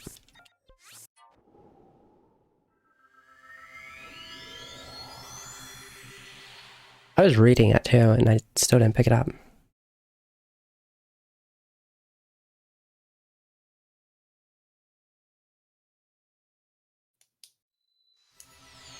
You probably could have gotten away with it if you had the ancient arrows, but I think I can get away with it without it. I think 2 out of 3 is fine, but... safety. Safety, I guess. I don't want your bows breaking before the end of the round. Yeah. And it's like a minute time loss. It's not the end of the world. We are ahead of schedule by a bit. Quite a bit, I think, so... If I do go over estimate, I think it's fine. I think they would probably like the leniency though. Because long runs do be pretty wacky. I mean, your run's on pretty good pace currently, so... Is that? I think I'm like 10 minutes behind my PB, probably. I guess for everything that's happened, it's not that bad. Yeah. And like early game is the hardest, in my opinion. Mm-hmm. For sure. Followed by Yeah. I think next would be Castle and the parts after Castle. Like that midsection. Castle was hard. I ran through Castle. It went good, but We'll see.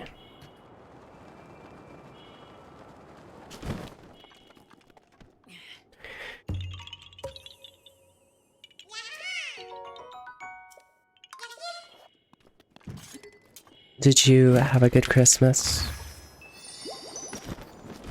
Mayor's okay. My family, for some reason, wanted to eat out on Christmas Day. That's interesting. Yeah, ours, same thing. Ours, like, huh? And there was like one place open, it was like super busy. Yeah. As to be expected. I need to waste this fury.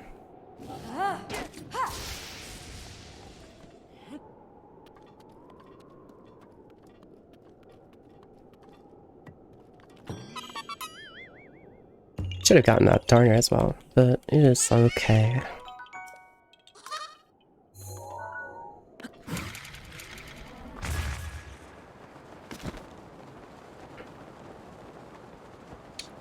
Oh yeah, there's a Wasaphus that's going to die in the next minute. Yes. I should grab the horn.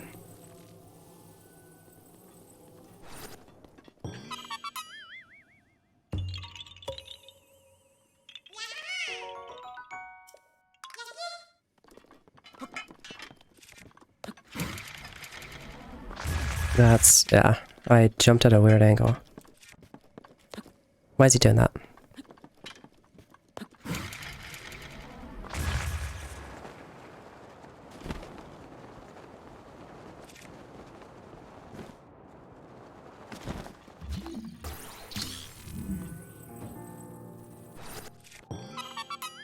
Yeah, the Zolfos horn.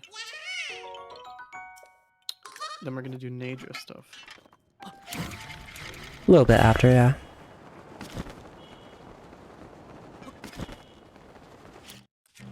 My wind bombs are not good right now, so I should be fine for the mid-air chain, but you never know.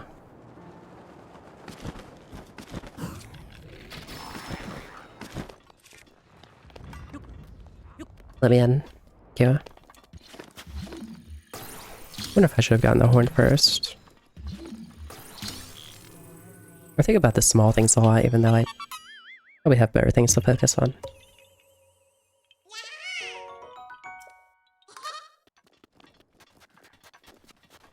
I do the same. I'm always like concerned about the little things that probably aren't the biggest wheels. Mm-hmm. That comes from running shorter categories for you, though.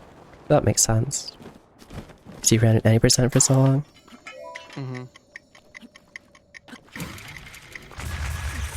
Wow, that really didn't work. I'm gonna look at that.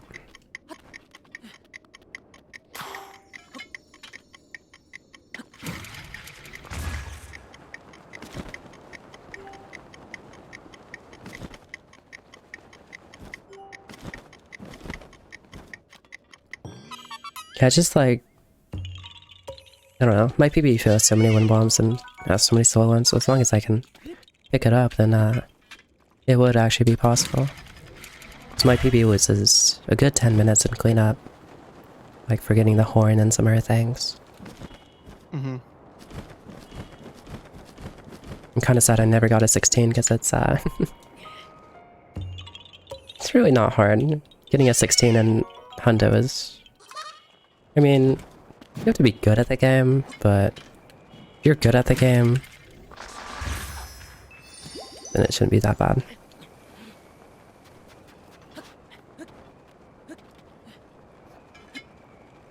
Also, this... I hate this area. This is probably a very good example of us discussing the wind and how it affects wind bombs. This is probably the strongest part with wind, or the strongest wind area. Right, yeah. And the circle bomb is just getting pushed as soon as she's placing it. So she's trying to place the bombs as fast as humanly possible, basically, trying to get this wind bomb off. Yeah, I think what's good, or what would be good, is like aiming in a straight line and then doing the wind bomb. So I was kind of going off cardinal, and I guess I was missing out.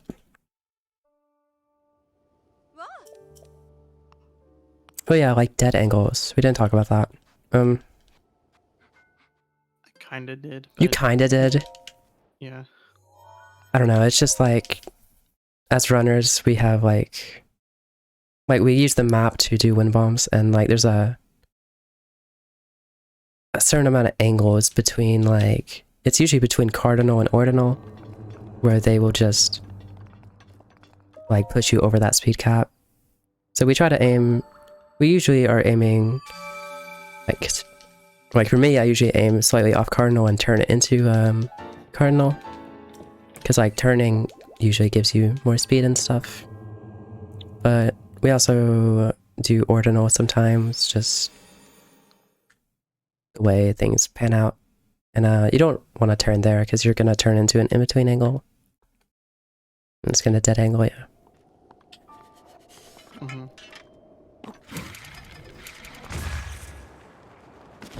Nice Lambo. I think the perfect time will be at least now and another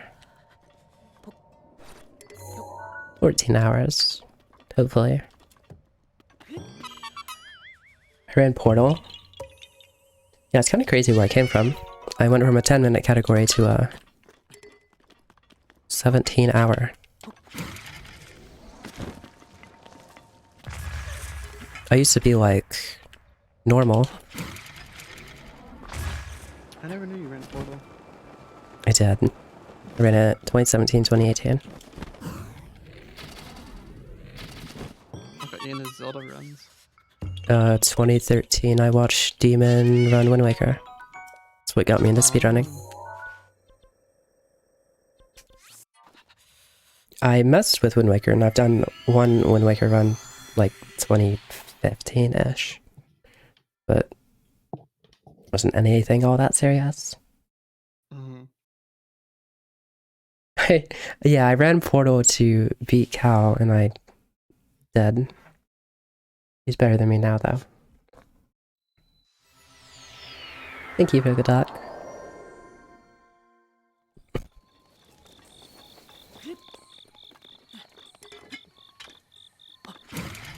Alright, Nadra. Where's Dragon? Wait, is that true?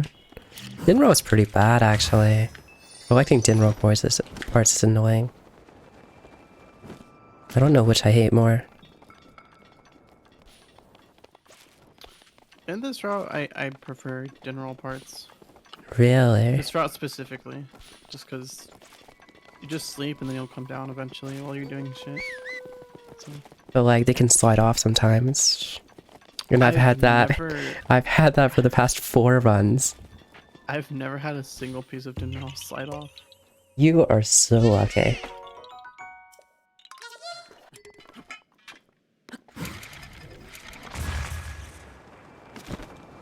I'm placing way too late.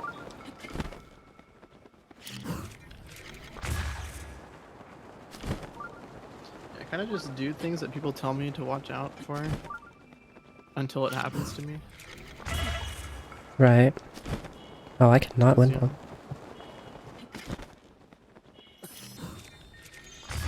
Don't really know what's happening. Oh, you're heading to Nadra. I am heading to Nadra. She's complicated. Dinro's bad because he shows up in weird places. That's true. But Nadra, I can fix her. She's complicated, but I can fix her. Copium.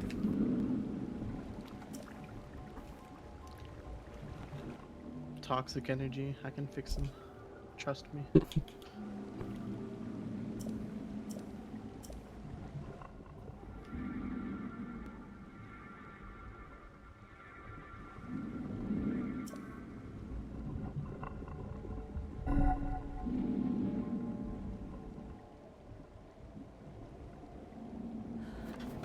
Okay. Nadra, had something to say, I forgot it. My wind bombs are still bad, and that's probably the worst place to really messed up.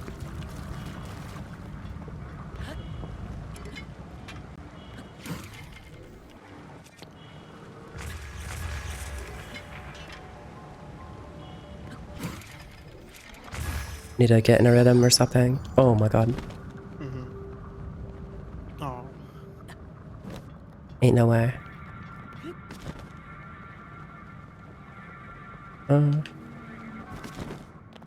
Yeah, to know Nadra's kind of really off cycle. Usually I like meet her eye somewhere, and now I don't know what's gonna happen. Thankfully, you can just shoot any of her pieces. Yeah.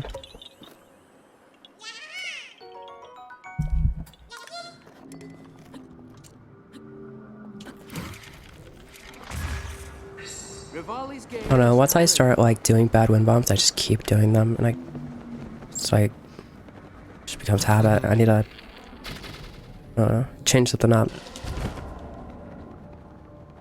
Different mentality. Yeah, maybe. Favorite character in Overwatch? Oh god. Not to play. Ryan. One trick. What you like about Reinhardt? Brainless.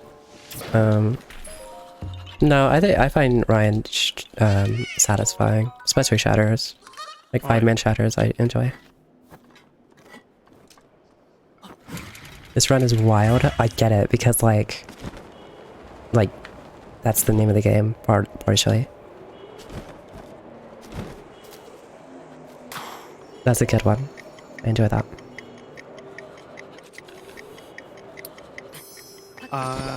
Who's your most favorite character to play in Overwatch? Reinhardt. Oh, why's that? Same reasons. It's just fun. You charge in, you shatter, and you die for glory.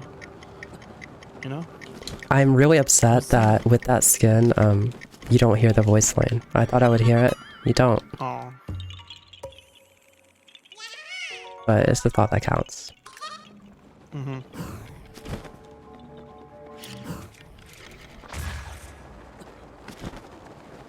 Did you have something to say? I forgot. Okay.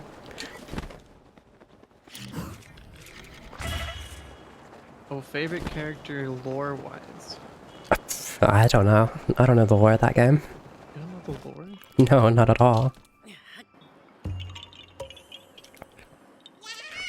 Least favorite character to play against? Least favorite character to play against?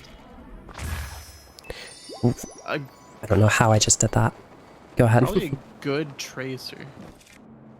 Yeah, actually, yeah. That's actually a fair shout. I think, as for just characters in general, though, I think...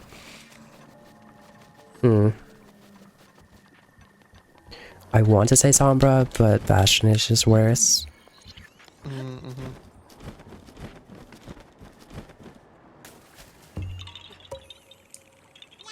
I have been playing competitive Overwatch a lot, and it's probably not good for me. It's kind of concerning. I just play casual quick play with y'all. Yeah, So much better than competitive. it is. But it's fun sometimes. It's fun. Did I stasis the wrong... Oh, I thought I stasis the keys. Well... I have to reload. Oh, I stasis the one higher. Oh my god. That's not even the one I meant to stasis. Or did I stasis the keys? You stasis the keys. There's no way. Did I get the Korok? Okay.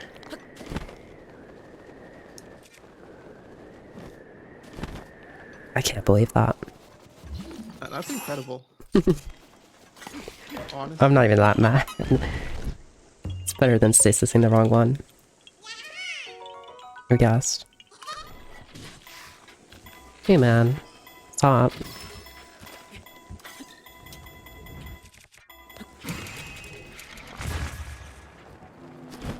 Yeah, this area just has a bunch of annoying enemies like right next to the Koroks.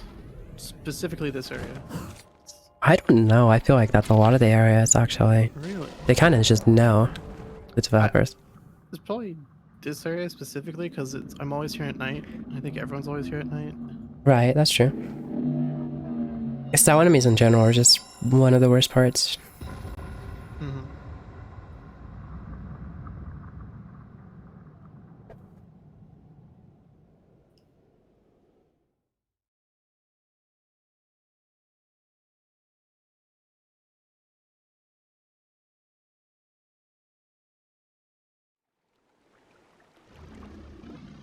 What's wrong with me? Not getting into that.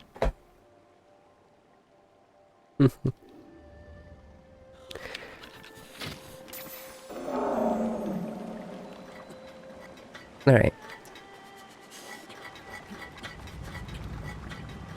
We used to do like a silly little scale duplication glitch here because we didn't have means of like duplicating, which we're gonna duplicate all the parts later using a different glitch, but that scale duplication glitch was it frame perfect? Or is it 2-frame? I'm not sure. I never. I don't know tried if you've ever tried it actually. Yeah, I just realized. I've seen it multiple times. I've seen multiple people fail it, probably for good reason. It's silly. Some people mash for it, some people time it. It was really weird because you would have the scale and you would place it down and you would stasis it and hit it and it would go in the water and you'd pick it up on the same frame or something. But everyone had their different like setups and like placing it different and stuff. I don't know. I didn't really like it. I didn't like practicing it either. How many copies of me are in the Red Letter Media Video Library? Should I know what that is? I don't know what it is. I'm gonna guess. I'm gonna go with 7.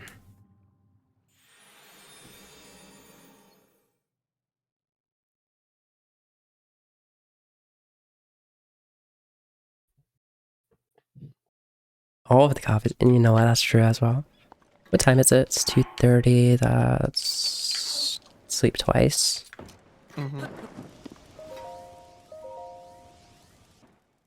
The 100% condition of the game is all Koroks, all shrines, all quests, all shrine quests, all main quests, all locations, all permanent items. And the permanent items include your permanent armor items, so armor items that you can't sell. Key items, so like the paraglider, which we have to get off plateau. Hestu's treasure, Kilton medals, bridles, or the horse saddles and bridles. I think that's it. All upgrades for permanent armor, yeah. Yeah, and all upgrades for those permanent artists. And it's not as well. it's not just getting the save file to read 100%. It goes much further than that. That's just like a portion of it. Because a lot of the things that we count as 100%, like the only thing that the game tracks for 100% is the map, which would include Koroks, shrines, locations. That'd be the end of it. But there is just a lot more to it.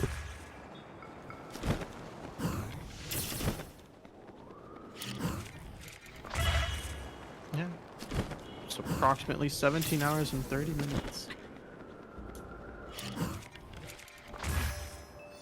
Yeah, what isn't considered is like the armor that she's wearing right now. We can sell that armor. We don't have to keep it. And we don't have to get all the chests from the shrines. We can just do the shrine and be done with it. That was always the thing that threw people off, is not counting shrine chest to the map percentage, or like 100%, I guess. But yeah, it's not defined by the game as like adding to the percentage counter. So I guess that's the reason why. Some people agree, some people don't. That's fine. Where am I?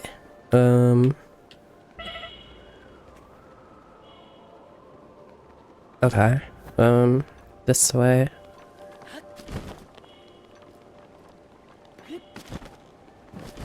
I need to sleep in a certain spot and then look up so Nadra spawns sort of manipulation. Nadra's really weird in her behavior. But looking up here should make her spawn down at the bottom consistently. Yeah, speedrunning is arbitrary. Very true. That's a clap from me.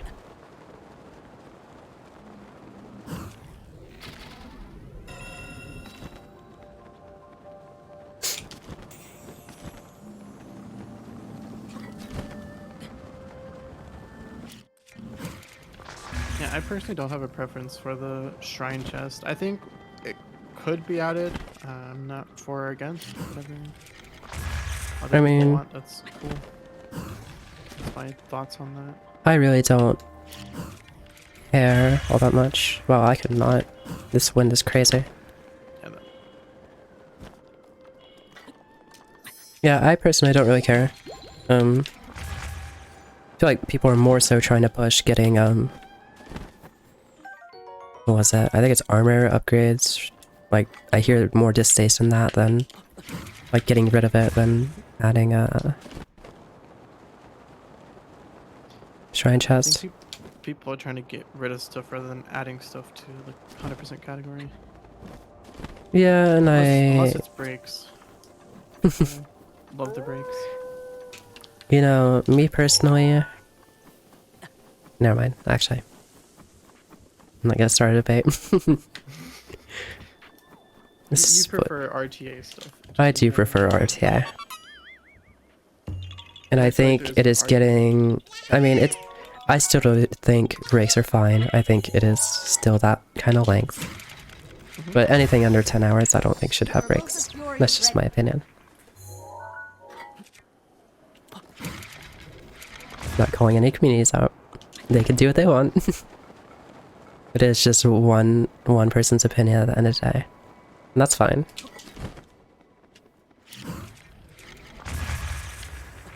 Well, I am not playing WoW. Oh, do we need to talk about Overwatch again? This is why I play better? Yeah. Get your mind off of speedrunning. Maybe. What map from Overwatch do you miss? Overwatch 1 do you miss the most, if any? I don't even remember any. Oh, wait, I don't know the name of it. I have one in mind, but... What's the aesthetic of it? Oh, okay. Wait, is there still, like, two-point capture? No, there's no more 2CP. Yeah, that... One of those maps is what I'm thinking of. Was it the Anubis one? Is that one, like... Hold on. Okay, there's one from Japan. There's one from... Is Anuba... Egypt. I think it's Anuba... Wait... I'm googling, hold on. Anubis was like the sand one. It has, like... Like, whenever you're attacking, it has the upper ledge that everyone starts on. Starts on?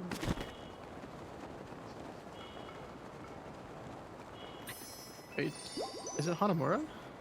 I don't know. I don't know. On the second I don't have floor? ancient arrows. Yeah.